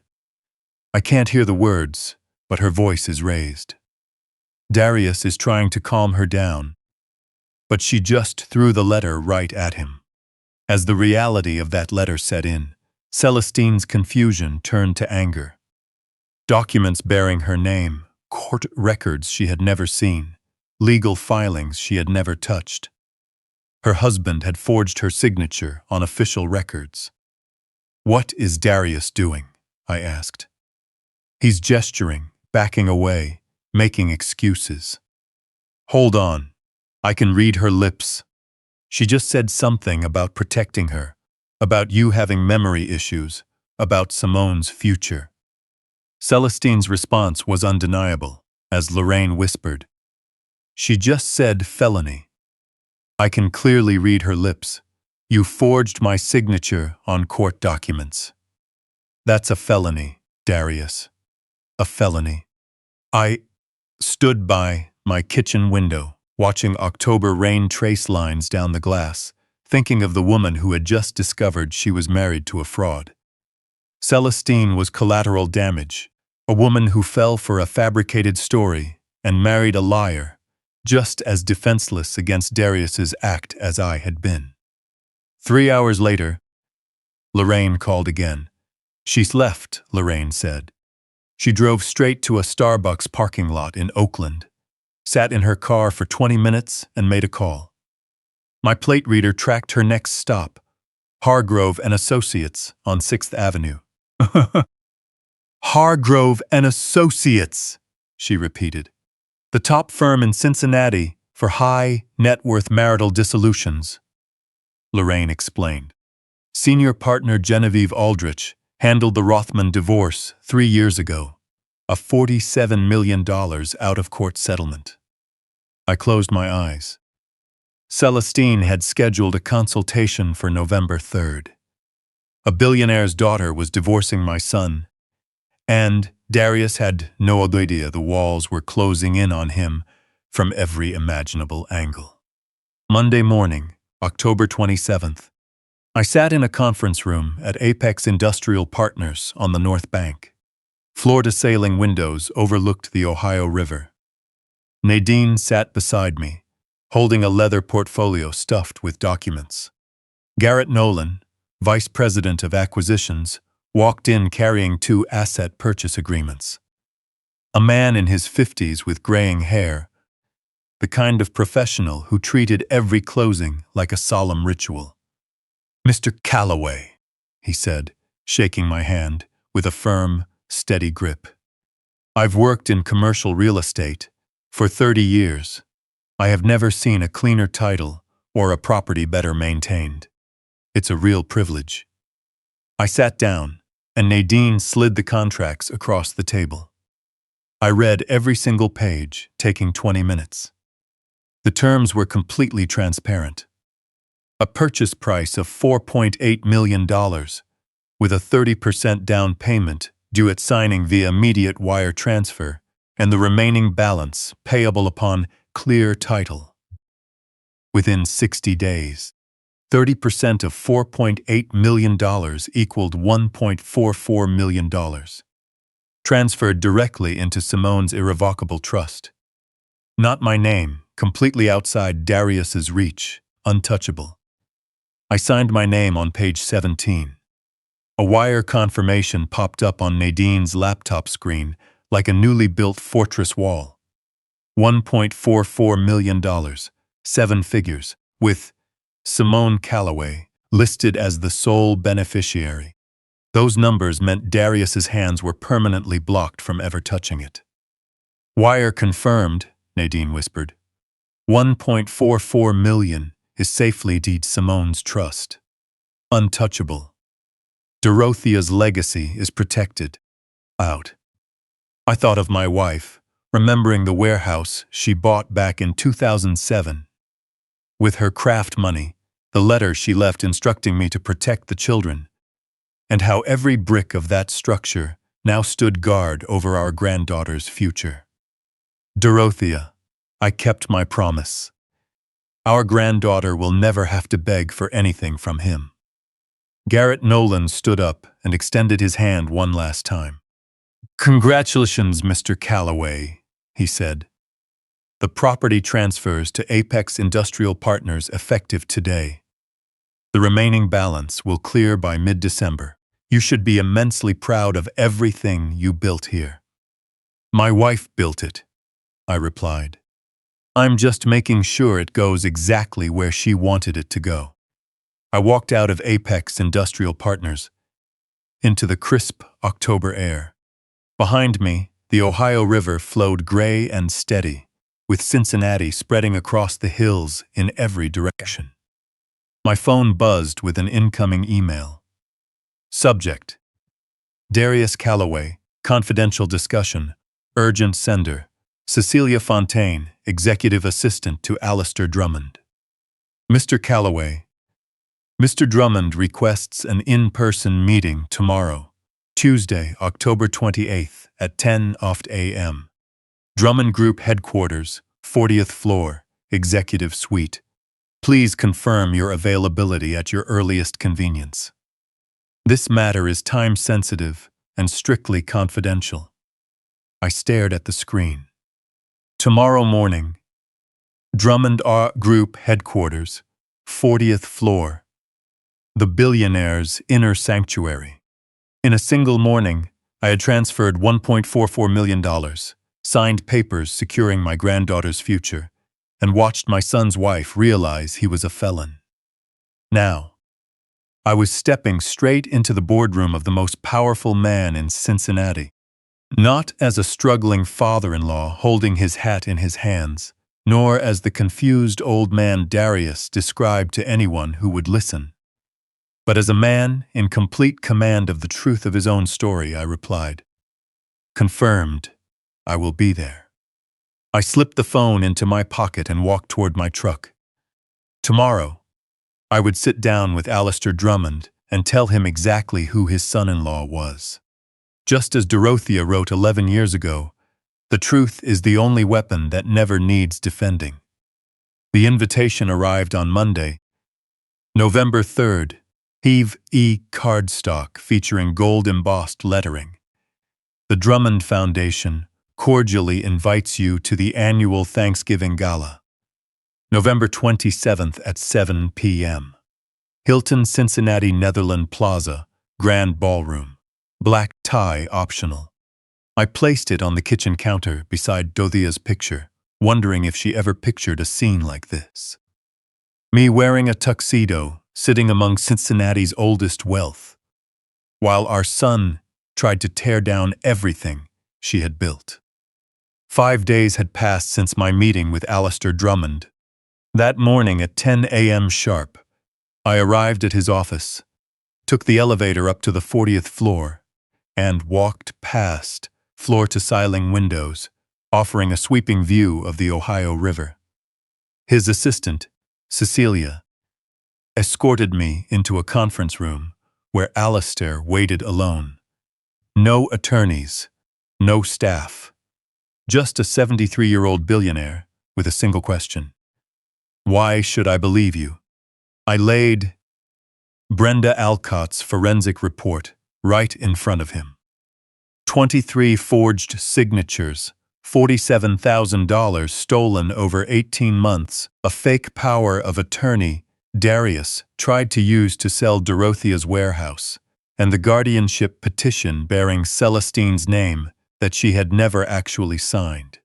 "Because your daughter doesn't know," I said.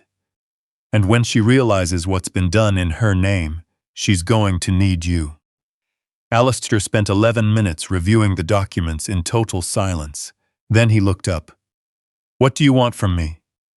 "Nothing," I replied. "I just want you to know the truth before court starts. That's all." He walked me to the door himself, shaking my hand at the threshold. "The Foundation Gala is on November 27th. You'll receive an invitation." He cleared his throat. "I expect you to attend." It wasn't a request. It was a clear signal of an alliance. Holding that gold-embossed cardstock now was the proof. Tuesday afternoon, while replacing a sink trap at a Norwood duplex, Nadine called. "Celestine Drummond just retained Hargrove and Associates," she reported. "Genevieve Aldrich handles high-net-worth marital dissolutions exclusively. She doesn't even look at cases under $2 million. I tightened the slip nut and checked for leaks. "How do you know?" "Because Genevieve called me this morning asking if we'd share discovery on the forgery evidence," Nadine said. "Celestine received that letter from Chadwick and Webb about the guardianship petition, and she put the pieces together. I wiped my hands on my work pants." "What did you tell her?" "I told her I'd consult my client first," Nadine said. "Gerald, this works in our favor. If Celestine files for divorce first, Darius loses his most credible witness. No judge is going to side with a son being sued for divorce over fraud. She has a child," I noted. "They're going to get hurt by this." "Yes, and Darius is the one hurting them," Nadine stated calmly. "You're simply the person refusing to look away." Wednesday morning, I drove in for an early security shift. Conrad stood by the loading dock, holding 2 cups of coffee. "You look exhausted," he said. "5 jobs," I replied. 67 years old. Do the math yourself." He handed me a cup. "My daughter called yesterday asking if you knew a Gerald Calloway." Conrad spent 32 years as a fraud investigator before retiring, and his daughter worked as a paralegal at Chadwick and Webb. "What did you tell her?" "Told her you're the most honest man I know," Conrad said plainly. "I also told her that if your son insists on filing those guardianship papers, there's a completely different side to this story." He took a slow sip of coffee. "She mentioned the petition cites cognitive decline, fall risks, and financial mismanagement. Darius's attorneys are backing it up with hospital records, incident reports, and witness statements. Conrad, that man has a TikTok video of me tripping over a hose," I said, "and a warehouse manager who refused to lie for him." "She also told me Celestine walked into their office on Monday," Conrad added. "And she demanded to see the guardianship file, and when she saw the consent forms bearing her signature, the color completely drained from her face. She requested copies of everything and walked out without saying another word. I watched a delivery truck back slowly into the loading bay. She didn't sign those." "I know," Conrad said. "And now she knows too." That afternoon, Lorraine Pickett called. "There's something I need to tell you," she said. "I met Celestine in Eden Park this morning." I sank back into my truck seat. "You went to see her?" "No, she came to see me," Lorraine corrected. "Someone gave her my number. She wanted to understand what was going on with the fake social worker, Darius's visits, and you." Lorraine lowered her voice. "Gerald." I told her everything, The groceries you bought Darius in college, the car you fixed so he could get to his first job, the tuition you covered when his scholarship fell short for summer classes, and the medical bills from Dorothea's cancer treatment that you're still paying off. Why, Lorraine? Because she didn't know, Lorraine said. She thought you were wealthy. She thought Darius paid his own way through college. She thought the warehouse was an inheritance Dorothea received, not a property you built together from scratch. Lorraine paused, tears in her voice. Gerald, right there on the park bench, she said. He told me his father was selfish. He told me his father never raised a finger for him. He told me his father deserved nothing. I closed my eyes. Darius had been married for 18 years, and Celestine lived that entire time believing a narrative that framed me as an exploiter. What did you tell her? I asked. The truth, Lorraine said. That you're the finest father imaginable, and that Darius never deserved you. After hanging up, I sat in the truck for 20 minutes. The invitation still lay on the passenger seat. Drummond Foundation Annual Thanksgiving Gala. 7 p.m. Black tie optional. Dorothea used to say, the truth doesn't need a defense, it just needs a witness. I spent 6 weeks gathering evidence, securing allies, and locking down assets. I signed papers relinquishing control of everything we built, just to keep it out of Darius's hands, pushing myself to exhaustion to fight the battle he started. Now, his wife finally understood the true cost of his lies. I picked up the invitation. November 27th, 3 weeks away. By then, the court hearing would be over, forensic evidence submitted and bank records subpoenaed. By then, Celestine would either file for divorce or choose to stand beside the man who forged her name. By then, I would know if the truth was enough. My phone buzzed with a text from Nadine. Emergency hearing moved up. Judge Carrington requested both parties in chambers. Friday, November 7th at 9 a.m. Darius's counsel filed an expedited motion citing imminent danger to the proposed ward. 4 days. Everything was accelerating. When Tavian scanned the delivery address, he recognized the law firm's name immediately. Chadwick and Webb Legal, Norwood, Cincinnati. The exact firm Gerald mentioned 3 weeks prior when Tavian apologized over the viral TikTok video. Friday morning at 6:45 a.m., he parked his delivery truck and grabbed an express envelope stamped urgent court filings. The receptionist in the lobby barely glanced up. Sign here. Tavian signed the tablet and intentionally dropped his phone from his pocket.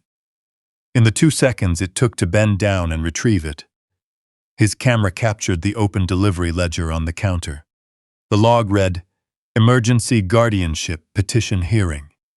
Scheduled November 26, 2024, at 9 a.m.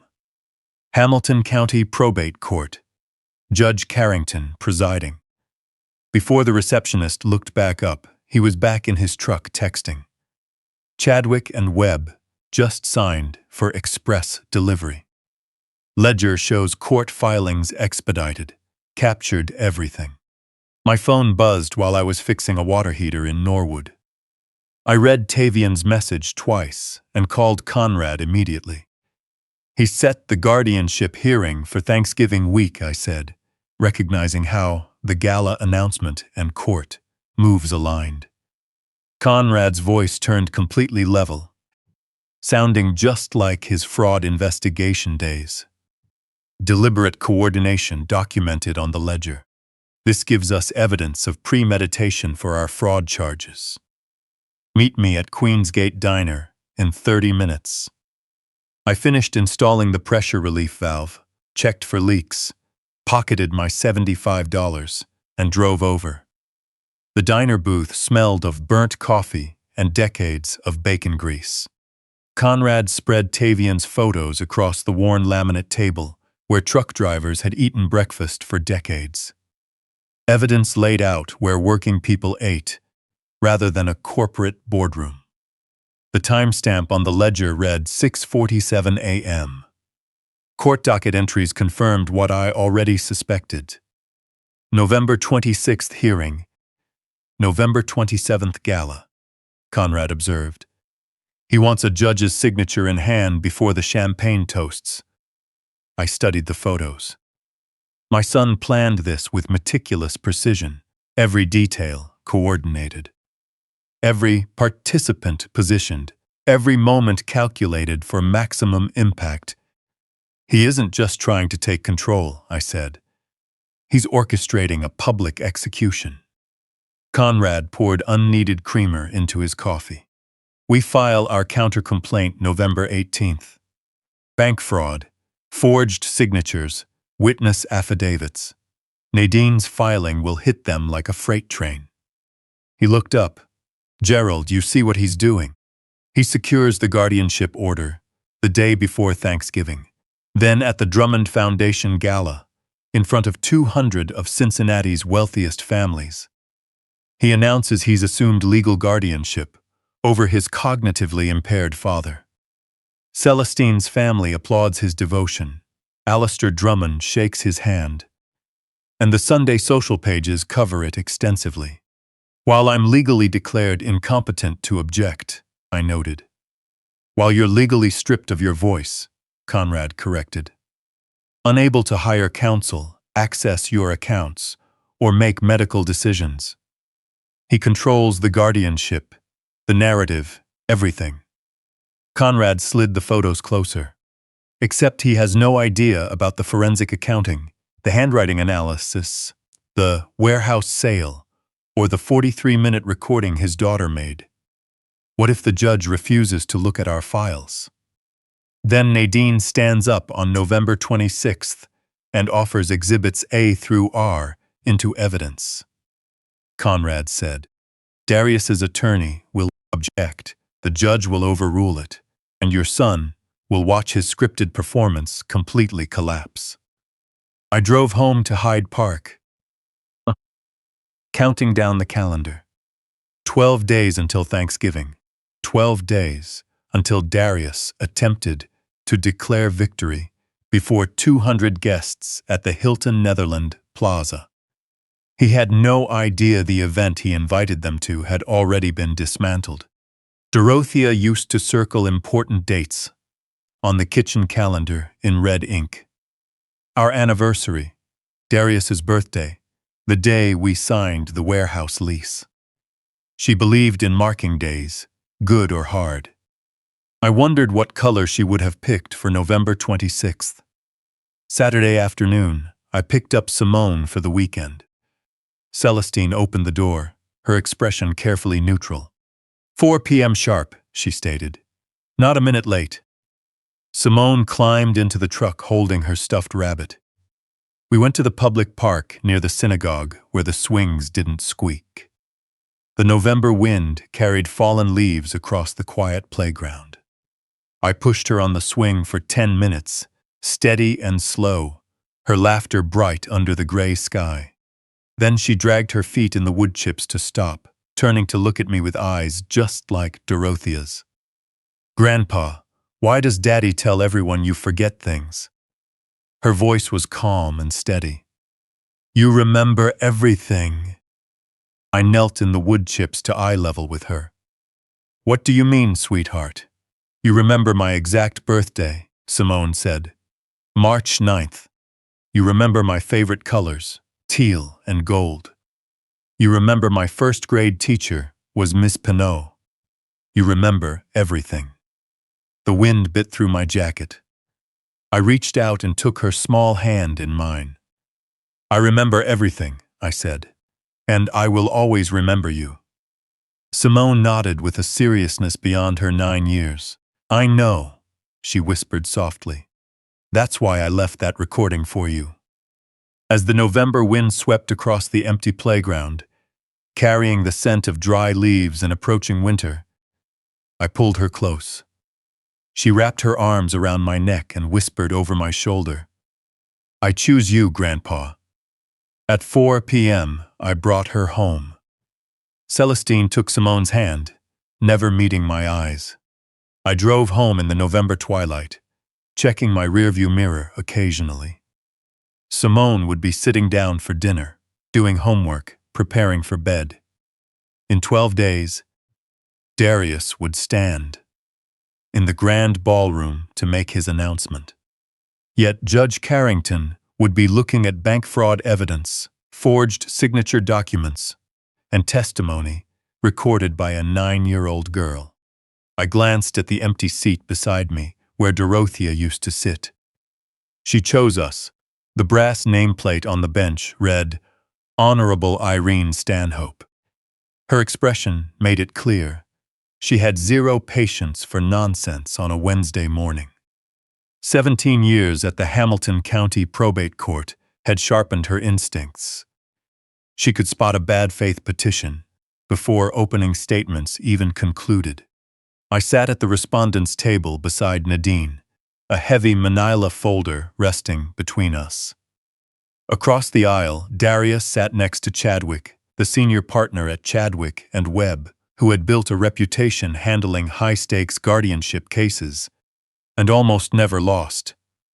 Almost. "Mr. Chadwick," Judge Stanhope opened. "This emergency petition claims cognitive decline, fall risks, and financial mismanagement." The hearing was set for November 26th. What justified moving it up? Chadwick stood and adjusted his tie. "New evidence indicated the proposed ward faced imminent danger, Your Honor. We had an obligation to act." "Mrs. Holbrook," Judge Stanhope interrupted. Nadine stood up with the steady composure of someone holding an unbeatable hand. "Your Honor, the petitioner alleges cognitive decline, but the record demonstrates systematic financial fraud. Mr. Calloway's mental acuity is indisputable. His son's criminal intent is the actual issue here." She placed the first exhibit on the bench. Neurological evaluation dated November 10th, signed by Dr. Raymond Cole of Allegheny General. Cognitive function is completely normal. Memory assessment is exceptional. Recommendation: 0 restrictions. The petitioner also alleges financial mismanagement, Nadine continued. Yet Mr. Calloway carries 0 overdue debts, satisfies every obligation on time, and recently established a sophisticated, irrevocable trust to safeguard his minor granddaughter's inheritance. Exhibit B, a flawless credit report. Exhibit C, notarized trust documentation on file. Honor. Your Honor, I call Norbert Kincaid to the stand. Norbert, who worked alongside me at the steel mill for 23 years and joined me for coffee every Thursday, walked up to the witness stand wearing his best khakis, placing his worn hand steadily on the Bible. "Mr. Kincaid, how long have you known Gerald Calloway?" 23 years in the steel mills, and close friends ever since." Norbert testified. "Have you observed any cognitive decline, memory loss, or impaired judgment?" Norbert looked at Darius, then at me, and finally back at Nadine. "No, ma'am. Gerald remembers details I forgot long ago. Just last Thursday, he reminded me about my grandson's baseball tournament, something I'd completely forgotten myself." "One final question," Nadine said. "Does Mr. Calloway require assistance managing his daily affairs?" "He works 5 jobs simultaneously," Norbert replied. "I'm fully retired, and he outruns me every single day." Judge Stanhope made a note. Chadwick shifted uncomfortably in his chair. Nadine returned to our table and retrieved the forensic analysis report. "Your Honor, the true motive behind this petition is not protection, but concealment. The petitioner, Darius Calloway, forged his father's signature 23 times over 18 months, converting $47.00 from a joint account originally established to pay for his late mother's medical care. The courtroom smelled of old varnish and industrial cleaner. I watched Chadwick shuffle through documents with visibly shaking hands as an expensive legal strategy collapsed in real time. Furthermore, Nadine added, Darius Calloway forged his wife Celestine's signature on this fraudulent guardianship petition claiming cognitive impairment requiring legal oversight. She has already initiated formal legal separation proceedings citing fraud and forgery. Exhibit G, handwriting analysis confirming Celestine's name was penned by Darius. Exhibit H, separation filings dated November 20th. Judge Stanhope removed her reading glasses. Mr. Chadwick, does your client wish to respond to these allegations? Chadwick leaned down, whispering anxiously to Darius, whose face had turned completely pale. We request a continuance, Your Honor, to review this evidence. Denied, Judge Stanhope stated flatly. This petition, claims Gerald Calloway, poses an imminent danger to himself and demands urgent court intervention. Yet the evidence demonstrates zero cognitive impairment, zero financial mismanagement, and extensive documentation of criminal conduct by the petitioner. She brought her stamp down heavily on the file. This petition is denied with prejudice. Mr. Calloway retains full legal autonomy and complete guardianship rights regarding his minor granddaughter. Chadwick leaned over to Darius, his whisper audible from 3 feet away. Denied with prejudice means it can never be refiled. It's over. Wednesday at 11:15 a.m. I walked out of that courtroom. 6 weeks of calculated maneuvering dismantled in 40 minutes. That afternoon, Nadine called. The State Attorney General's office confirmed receipt of the files, she reported. A formal investigation into bank fraud and embezzlement is officially open. The FBI Cincinnati field office is reviewing interstate wire fraud aspects related to the attempted warehouse sale. I was sitting in my truck, parked outside a Norwood duplex where I'd just repaired a furnace. They received everything on Monday, Nadine added. Your civil case and the criminal investigation are now moving synchronously. Thursday's gala remains a separate matter, but law enforcement now possesses everything Darius spent months trying to hide. Thursday, Alistair Drummond sent a single text. I will not be attending the Thanksgiving gala. My presence would only complicate your moment. My statement is filed with your attorney. Good luck, Gerald. I stared at that message for 5 full minutes. A man of his standing, someone I'd met only once, choosing to trust a 67-year-old maintenance man over his own son-in-law. Friday, Celestine's filing for legal separation entered the public record. Lorraine told me she heard it directly from her niece who worked at the courthouse. Saturday, I powered through all 5 of my shifts. Sunday, I attended early morning mass and lit a candle for Dorothea. Monday, I bought a new dress shirt for the dinner. Tuesday, I carefully ironed my only suit. Wednesday night, Conrad and Lorraine came over to my kitchen at 6 p.m. I simmered a humble stew on the stove with just 3 simple ingredients. Nothing fancy.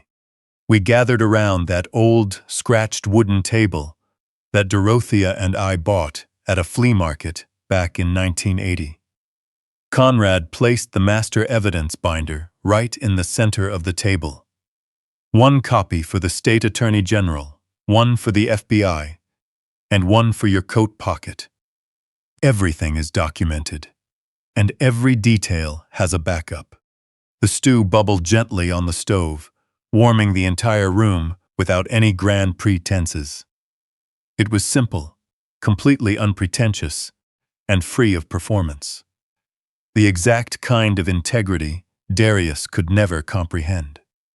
"Tomorrow you step into that ballroom," Lorraine said, "and you tell the complete truth." That was all Dorothea ever asked for. Just tell the truth. Conrad lifted his teacup. To Dorothea. We drank in quiet reflection. Through the window, Cincinnati's first light snowfall of November began dusting the night sky. They departed at 8 p.m.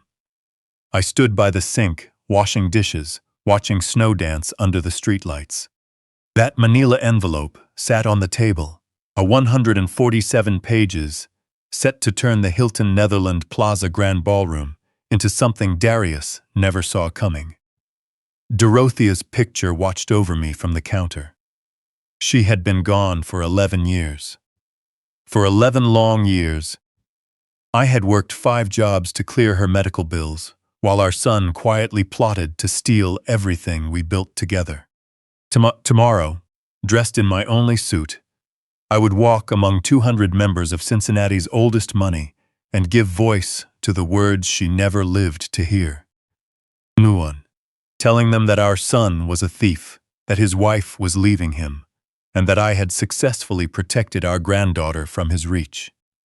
Tomorrow, the truth would finally find its witness. I dried the last plate, folded the towel, and turned off the kitchen lights. Tomorrow, at 6 p.m. sharp, I stepped into the grand ballroom of the Hilton Cincinnati Netherland Plaza, wearing my only suit and holding a manila envelope filled with 30 years of truth. Crystal chandeliers cast a warm glow across 200 guests in formal attire. Champagne flutes reflected the light like solemn vows, while a string quartet tuned their instruments in the corner. The room hummed with the quiet rustle of wealth and expectation.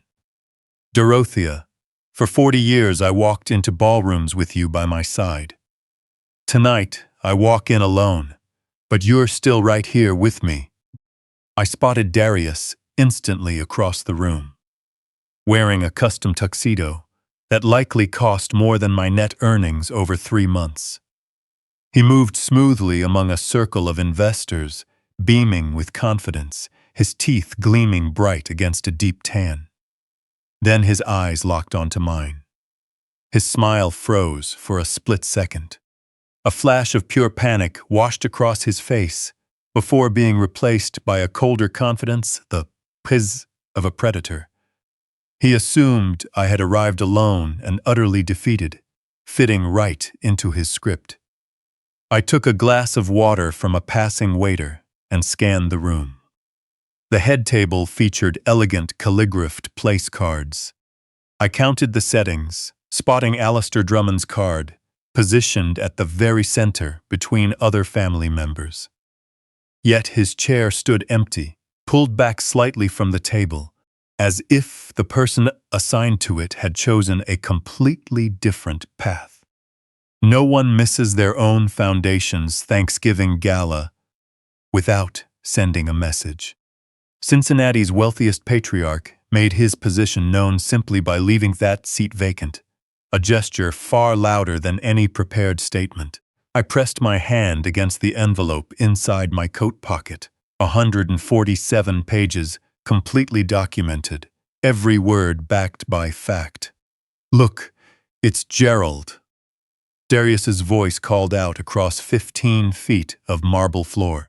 He approached me with open arms, putting on a show of warmth for everyone watching. "So glad you made it. Come on over. Let me introduce you around." He led me toward a cluster of investors standing near the bar. Men and women with tailored suits, relaxed postures, and the effortless composure of people who never had to count pennies for groceries. "Everyone, this is Gerald," Darius announced, his tone laced with calculated affection. "An old friend who worked as our household handyman and helper for years, absolutely loyal to our family." The ballroom smelled of expensive perfume, fresh flowers, and sheer ambition. 200 people who measured life by boardroom seats and square footage watched a man in a 15-year-old suit walk through their world as if he truly belonged there. Because I did. Fletcher Adair was the first to extend his hand. He ran Adair Capital, the third largest private equity fund in Cincinnati, and he looked at a maintenance worker with the exact same directness as he would a CEO. "Pleasure to meet you, Gerald." "Likewise," I replied, meeting his gaze evenly. Cecilia Fontaine stood beside him with a sharp, direct gaze. She had developed half the waterfront properties along Cincinnati's North Bank, placing far more trust in people who built things than those who simply owned them. "What field were you in, Gerald?" Beside me, I felt Darius tense up, ready to step in if I stumbled over my words. "Well, I spent 31 years as a senior industrial machinery technician in structural steel," I replied calmly. "It was precision work. Everything had to align perfectly, or the entire framework would give way." Genuine curiosity showed on Cecilia's face. "Steel operations. That's honest, structural work. That exact craft built this city." "Yes, ma'am." I nodded. Fletcher gave a slow nod. "My grandfather worked the steel mills, too. Said it was the hardest, most fulfilling work of his life." The smile on Darius's face grew tight around the edges. This wasn't the narrative he had prepared. The old helper was supposed to be timid and vague, not standing tall, speaking clearly about a trade that commanded genuine respect. "Gerald is far too modest," Darius interjected smoothly. "These days, he just does odd jobs around town to keep himself busy, remarkably active for his age." "5 jobs," I stated plainly. "Maintenance, plumbing, security. I like to keep myself useful." Cecilia smiled warmly. "I can respect that." The conversation continued for another 3 minutes before Darius steered me away, his grip on my elbow unnaturally firm. The next hour unfolded according to his careful script. I moved through the room with quiet composure, accepting introductions, declining champagne, and watching Darius grow increasingly confident as time passed. I never mentioned a single word about what really brought me there. He checked his watch repeatedly. 7:15, 7:37, 7:45. His formal announcement was slated for 8 p.m. His moment of triumph drawing near, right on schedule. Darius practically radiated confidence, the kind shown by a man convinced he's built a fortress when he's actually constructed a gallows. Every handshake, every smile, every passing minute leading toward 8 p.m. only tightened the invisible rope around his neck. I took a quiet sip of water and pressed my fingers against the envelope in my jacket pocket, waiting. Across the ballroom, Celestine stood near the exit doors in a navy gown that likely cost as much as my truck. She refrained from socializing, offered no smiles, and stayed far away from her husband. The entire evening, she maintained a deliberate distance, at least 30 feet, positioning herself near the exit rather than the celebration. Her posture communicated what she couldn't say aloud. I no longer stand by him. Anyone paying attention could read the end of that marriage simply by where she chose to stand. Just once across the room, her eyes met mine. Without a word, she offered a single, subtle nod before looking away. At 7:40 p.m., Darius approached an investor near the bar. Standing close by, I caught every word clearly. "We have a very special family announcement coming up at 8 p.m., he promised, his voice full of anticipation. "I've been working toward this moment for years." "Looking forward to it," the investor replied. Darius turned and scanned the room until he spotted me standing near a decorative pillar. Our eyes locked, and a genuine, triumphant smile spread across his face. He was entirely convinced I was broken, that I had come to this grand ballroom to stand in silence while my own public humiliations unfolded. He assumed 30 years of patience meant I had forgotten how to stand my ground. He was so certain of my defeat that he failed to notice I was simply waiting for the microphone. I stood 20 feet from the podium where the foundation president would deliver opening remarks before introducing the main speakers. Darius had arranged to speak second, a prime spot for maximum attention. I touched the envelope one last time. Every detail was documented, every statement true. The complete truth. Dorothea never had the chance to voice about the son who sought to rob us as she lay dying. At 7:50 p.m., Darius stepped toward the podium. Taking a silver spoon, he tapped against a crystal champagne glass. The sharp ringing cutting through the ambient chatter. 200 faces turned toward him. He stood beaming, completely triumphant, and raised the microphone. Standing 20 feet away, the manila envelope tucked inside my coat, I watched my son prepare to announce his own undoing. Darius was halfway through his opening. I am deeply honored to announce the next chapter for our family. I stepped away from the corner table and began walking toward the stage. 200 faces turned in my direction. The string quartet hesitated before coming to a complete stop. My footsteps on the marble floor became the only sound in that grand ballroom. Darius froze at the microphone, his smile locking like a frozen frame on film. "Dad, what are you doing? This isn't the time." I kept moving forward along the center aisle with a steady, unhurried pace, the manila envelope pressing against my ribs with every step.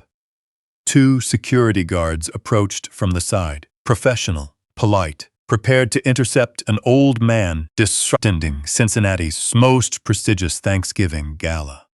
Right then, from the furthest corner of the ballroom, a single hand was raised. A calm gesture, palm outward, carrying absolute authority. Alistair Drummond was seated in the very back row, a spot you would miss unless you were deliberately looking for it. He had said he wouldn't attend, but he was there. The billionaire who shaped half of Cincinnati's skyline, sitting quietly on a folding chair, watching his son-in-law's father walk up to the microphone. As security moved to intercept me, Alistair signaled for them to stand down. "Let him speak," he ordered calmly. The guards stepped back. I walked up the stage steps, stopped beside my son, and reached out for the microphone. Darius's fingers gripped it tightly. "Dad, please, not here. We can talk about this later." I waited, our eyes locked. Something in my expression must have communicated that this moment was entirely unavoidable, because his grip slowly loosened, handing the microphone over like evidence in a courtroom. I adjusted the stand to my height and looked out at the 200 guests in formal attire. Champagne was forgotten. All conversation ceased. "Good evening," I said, my voice echoing clear and steady through the speakers. "My name is Gerald Calloway. My son just introduced me as his former household helper. That is incorrect. I am his father, and tonight I have a few facts to share with you." I pulled the manila envelope from my coat and unfolded it, the rustle of paper amplified by the sound system. "I am going to read 5 specific facts," I announced. "No speculation, no emotion, only facts that have been documented, notarized, and submitted to the proper authorities." Darius stood 3 feet to my left, the color completely drained from his face. "Fact 1, I stated. My son, Darius Calloway, converted $180,000 from his late mother's business, Dorothea's Crafts Supply. When questioned, He told me it was a legitimate business debt. It was not. Those funds were redirected into his personal accounts and luxury purchases. I turned the page. Fact 2. He forged my signature 23 times over 18 months, committing federal bank fraud. The theft totaled $47,000, taken from a joint account originally set up to pay for my late wife Dorothea's medical care. Forensic evidence has been submitted to the FBI Cincinnati field office. Somewhere in the room, a champagne glass slipped from someone's hand, shattering against the marble floor like a gunshot. No one moved to clean it up. I kept reading. Fact 3. He forged his wife Celestine's signature on a fraudulent guardianship petition, claiming I possessed cognitive impairment requiring legal oversight. That petition was heard on November 19th by Judge Irene Stanhope in the Hamilton County Probate Court and was denied with prejudice. I could hear the collective breath of the entire room, 200 people, inhaling and exhaling in complete, synchronized silence. Fact 4. All family assets built over 43 years of marriage between my late wife Dorothea and myself, including real estate, accounts, and commercial holdings, have been transferred into an irrevocable trust to protect my 9-year-old granddaughter, Simone Calloway. No individual can access, control, or claim these assets except the designated trustee acting solely in Simone's interest. My tone remained completely level, as if reading a weather report or a simple grocery list. The absence of anger only made every word hit with greater weight. Fact 5. The commercial warehouse property for Dorothea's Crafts Supply, appraised at $4.8 million, was sold on October 27th to Apex Industrial Partners. Proceeds were immediately wired directly into Simone's protective trust. 3 weeks ago, my son attempted to sell this exact property using a forged power of attorney. That transaction was blocked. I folded the papers, the sound cutting through the absolute quiet. The ballroom chandeliers glowed steadily above, illuminating 200 faces, frozen, in the exact same expression. The look of people realizing they were witnessing an event that would be whispered about across Cincinnati for decades. Those are the facts, I concluded. Everything I have stated is fully documented. Copies have been delivered to the Ohio State Attorney General's office, the FBI, and my legal counsel, Nadine Holbrook of Holbrook and Crane Legal. I came here tonight because my son intended to make an announcement regarding me. I believed you deserved to hear the truth first. I laid the microphone down flat on the podium, the dull thud echoing through the speakers. Darius stood beside me, his mouth opening and closing soundlessly, his hands trembling violently. His face had turned the color of ash. The man who had been moving smoothly through the room with polished confidence just an hour ago now looked as if he were watching his own execution. That's not. He's confused. This is. His voice broke, barely audible without the microphone. I walked down the stage steps without rushing, moving with the exact same steady pace I used walking up. The center aisle stretched out before me, 200 rigid faces turning as I passed. I recognized Fletcher Adair in the third row, with Cecilia Fontaine right beside him. Judge Irene Stanhope sat further back, her expression unreadable. Not a single person uttered a word. Dorothea. T. I whispered silently inside. I told them everything near the exit. Celestine stood with tears streaming down her face, her navy gown dark against her pale skin. As I passed, she stepped aside, her voice barely a whisper. I am so sorry. I gave a simple nod and kept walking, my shoes clicking against the marble as the only sound in the hallway. Behind me on stage, my son stood frozen like an insect trapped in amber. The man who attempted to strip away his father's independence, rob his granddaughter's inheritance, and erase his mother's name. Now completely, he's speechless before the very crowd he spent years trying to impress. I pushed open the heavy ballroom doors and stepped into the corridor. Through the final closing gap, I took one last glance at the stage. Darius remained completely motionless, surrounded by 200 of Cincinnati's elite sitting in absolute silence, watching a carefully constructed facade completely collapse in 8 minutes. The doors clicked shut. A profound silence settled over me, gentle as the touch of Dorothea's hand. I had walked only 3 steps when the doors behind me burst open, and Alistair Drummond's voice reached my ears. "Mr. Calloway, please wait." I turned. He walked across the quiet foyer with slow, deliberate steps, while 200 witnesses tracked his every movement. His heels clicked against the marble like a judge calling for order. On stage behind him, Darius remained frozen, watching his father-in-law walk straight toward the man he had tried to destroy. Alistair stopped right before me and extended his hand. I took it. It was a firm, intentional grip, a handshake that publicly declared a definitive position. "Mr. Calloway," he said, his voice carrying clearly back into the open ballroom behind us. "I owe you a sincere apology. I failed to see the true nature of the man brought into my family, and that oversight is entirely mine." He held my hand with a steady grip. 30 years of honest labor built a $4.8 million asset. That deserves to be met with equal honesty. He paused, then raised his voice just enough so it reached every corner of that silent room.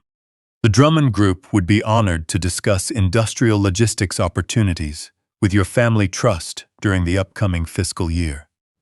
Dressed in my 15-year-old suit, I stood in the hotel corridor, shaking hands with the most powerful man in Cincinnati.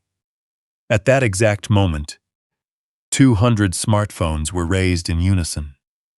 "Mr. Drummond, you are far too generous," I said. "The honor is mine." 200 glowing screens lit up the dim ballroom like scattered embers, every camera recording the exact same image. A billionaire shaking hands with the man his son-in-law had dismissed as a household helper. The shutter clicks blended together like soft rain falling on a tin roof. By tomorrow morning, that photograph would move through every channel of Cincinnati's business community. Alistair released my hand, offered a slight nod, and turned back toward the ballroom. He never once glanced toward the stage, offering zero acknowledgement of Darius's presence. The dismissal was absolute. I turned toward the exit. "Mr. Calloway." Celestine stood 10 feet away in her navy gown, holding Simone's hand tightly. My granddaughter's eyes were red from crying, and Celestine's makeup was slightly smudged despite her efforts to touch it up. "Mr. Calloway, I had no idea things had reached such madness." Her voice trembled. "I am deeply sorry." I looked at her, a woman who had accepted her husband's portrayal of me for 18 years, assuming I held wealth I refused to share, signing documents she never inspected, trusting a man who was actively forging her name. "You have nothing to apologize for, Celestine," I said gently. "Just take good care of this little girl." Simone broke free from her grip and ran over, wrapping her arms tightly around my waist and burying her face into my coat. I held her close, feeling her small shoulders tremble. "It's okay, sweetheart," I whispered. "Everything is okay now." She stepped back slightly, looking up at me with eyes just like Dorothea's.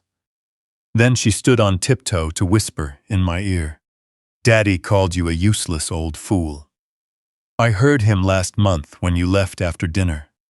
I didn't like when he said that." Something settled deep inside my chest.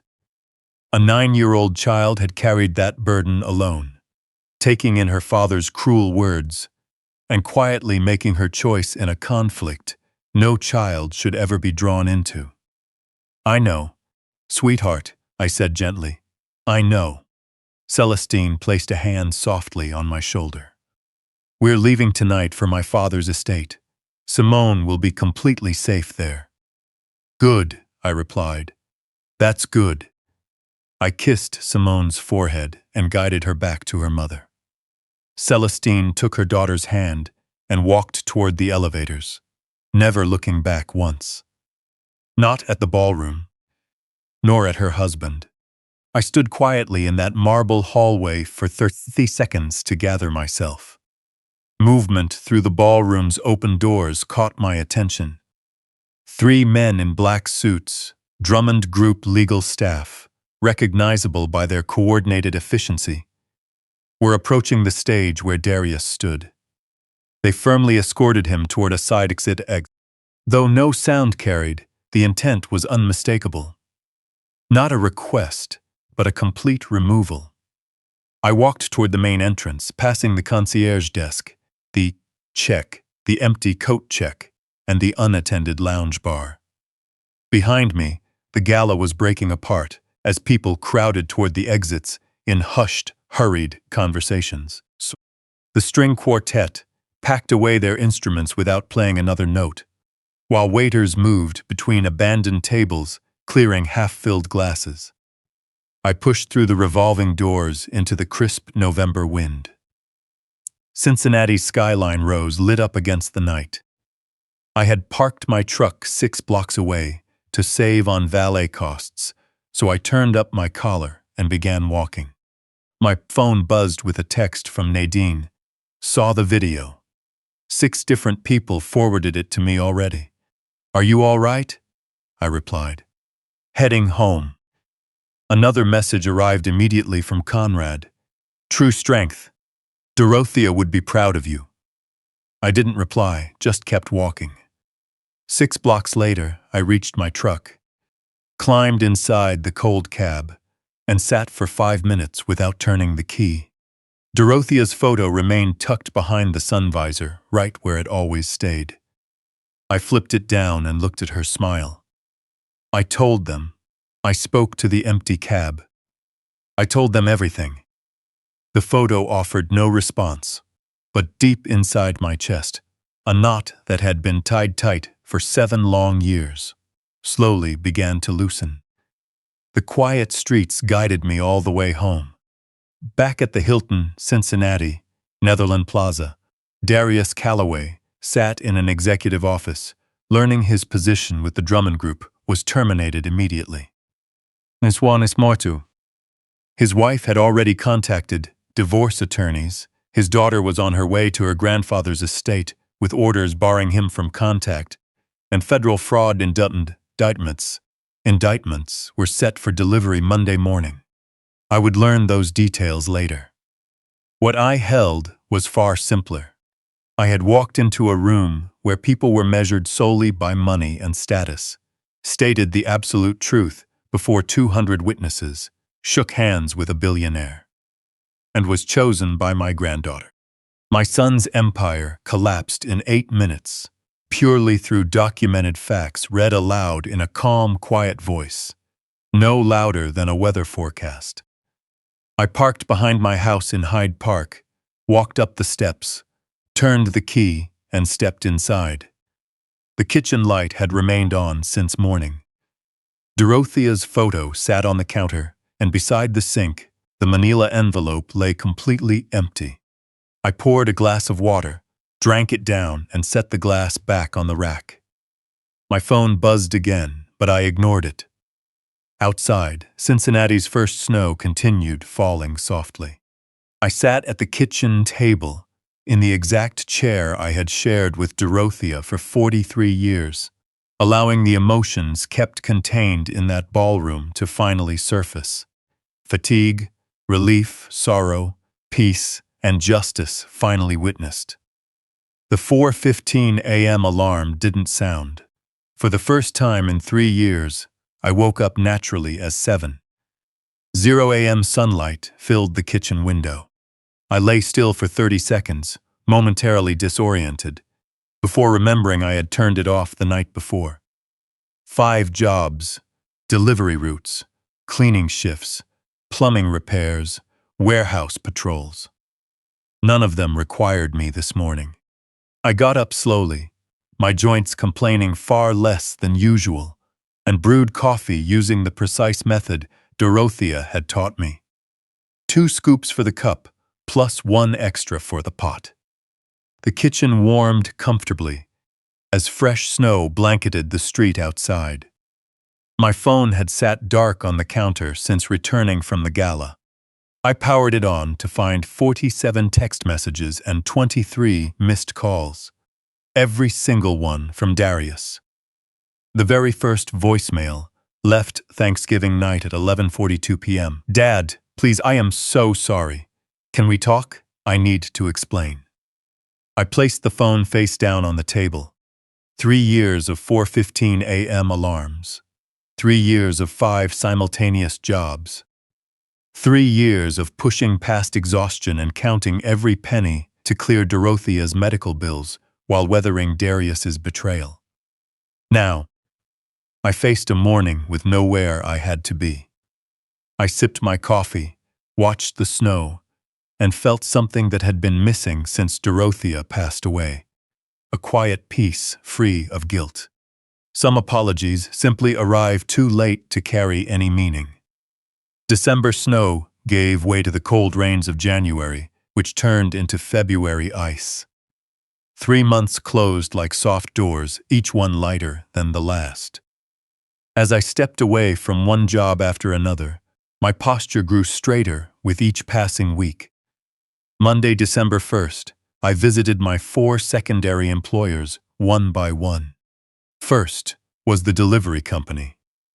Tavian met me in the loading bay, a calm maturity, on his young face showing he understood the weight of the moment. When I told him I was moving on, he offered his hand. "You've earned this, sir," he said, "the hardest way possible." Next was the office building, where I worked late-night cleaning shifts. Claudette managed the crew with a quiet care unique to someone who truly understood the dignity of honest work. 32 years in the field gave her an unerring instinct for recognizing who paid attention to the people around them and who did not. When I told her I was stepping down, she offered a long, warm hug. "You're the finest person I've worked alongside, Gerald," she said. "Stay in touch."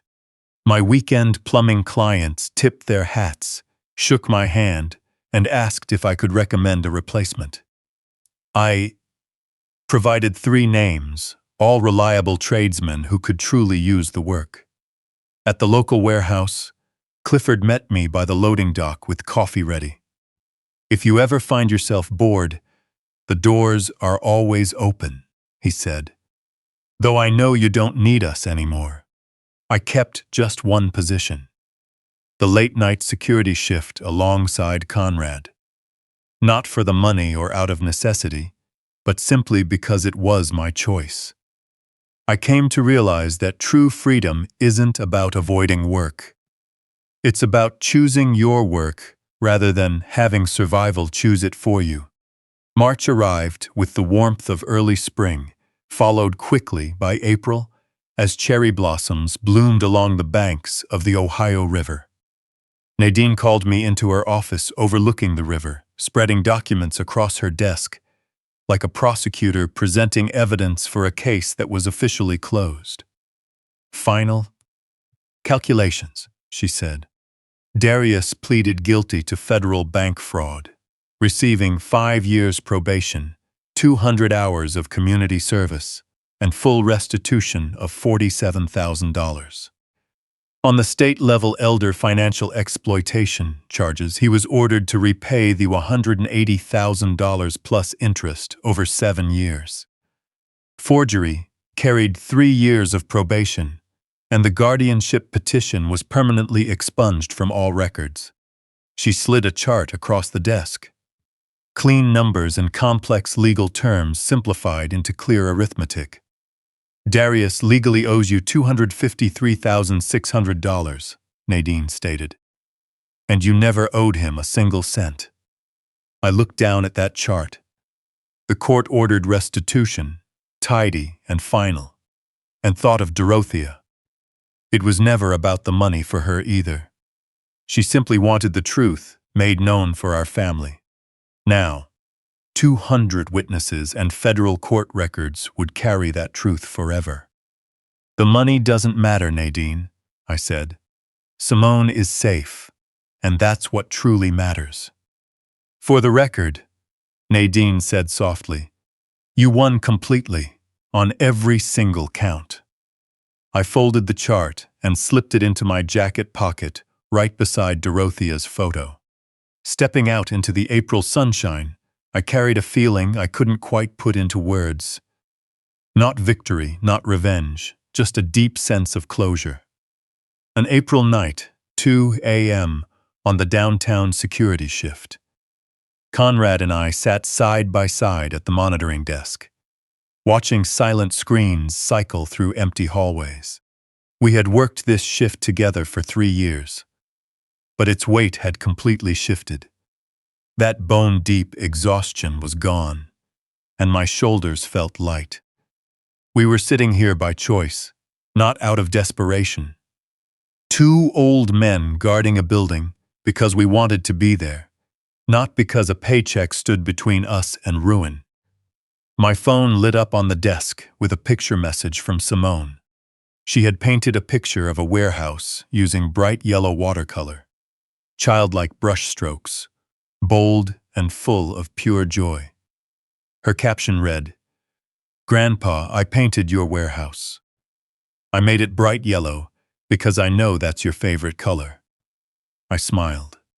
Conrad glanced over, saw the painting, and smiled too. "That girl is going to have a wonderful life," he said. "Yes," I replied. "She really is." We sat in comfortable silence, watching the monitors display the quiet lobby, empty corridors, and locked doors. Outside, Cincinnati slept peacefully. Inside, 2 security guards watched over a building that didn't truly need watching, doing meaningful work simply because it was the life they chose for themselves. I thought of Dorothea and our 43-year marriage built on honesty and hard labor. I thought of Darius, who tried to seize everything we built, only to end up with court-ordered debts, while his daughter chose to stay with her grandfather. I thought of Simone painting yellow warehouses in her mother's kitchen, completely protected by trusts and legal safeguards. And I thought of the stubborn old man who refused to quit. Sometimes you spend a lifetime pushing through the dark just to arrive at a simple realization. The things that matter most are often invisible to the world. They are the things you hold tight when everything else is stripped away. I set my phone down, Simone's painting still glowing on the screen. Conrad poured creamer into a cup that didn't need it. Everything felt right. The monitors continued their silent cycle through quiet halls, empty corridors, and secure doors. April 2025, Cincinnati, 2:00 a.m. An old man, sitting at a desk he wasn't obligated to keep, watching over a building that didn't need watching, protecting what could never be taken away. Dorothea would understand. I took a sip of coffee and kept watch. And that brings us to the end of our story. 2 a.m. A cup of coffee, and a 9-year-old girl's painting glowing on a phone screen. A hard-fought battle brought to a peaceful close. This story has weighed on my mind many times. The cost wasn't measured merely in dollars or years, but in losing the hope of who I wished my son could be. The sorrow of losing that hope doesn't arrive with a loud announcement. It settles in quietly. Yet I believe a good man isn't left to fight in the dark forever, without eventually being led into the light. Divine timing may differ from our own, but it is always right. Dorothea understood that. She built her fortress in silence, trusting that the truth would endure the test of time. If there's a lesson to carry away from this journey, it's to always keep a record of everything. Not out of an expectation of betrayal, but because the truth deserves a solid foundation. When someone pressures you to sign something without time to think, that pressure itself is a warning sign. The people who love you most will step up to protect you in ways you never expected when you need it most. And when family justice finally arrives, as it always does, it rarely looks the way you pictured. Sometimes it looks like a child's painting and a cup of coffee poured by an old friend in the quiet hours of the night. If this story of standing up for truth and family resonated with your own experiences, or if you know someone going through a similar struggle, please consider sharing this video with them.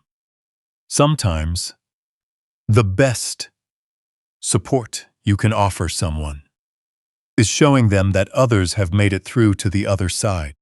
Let me know in the comments which part of this story resonated with you the most.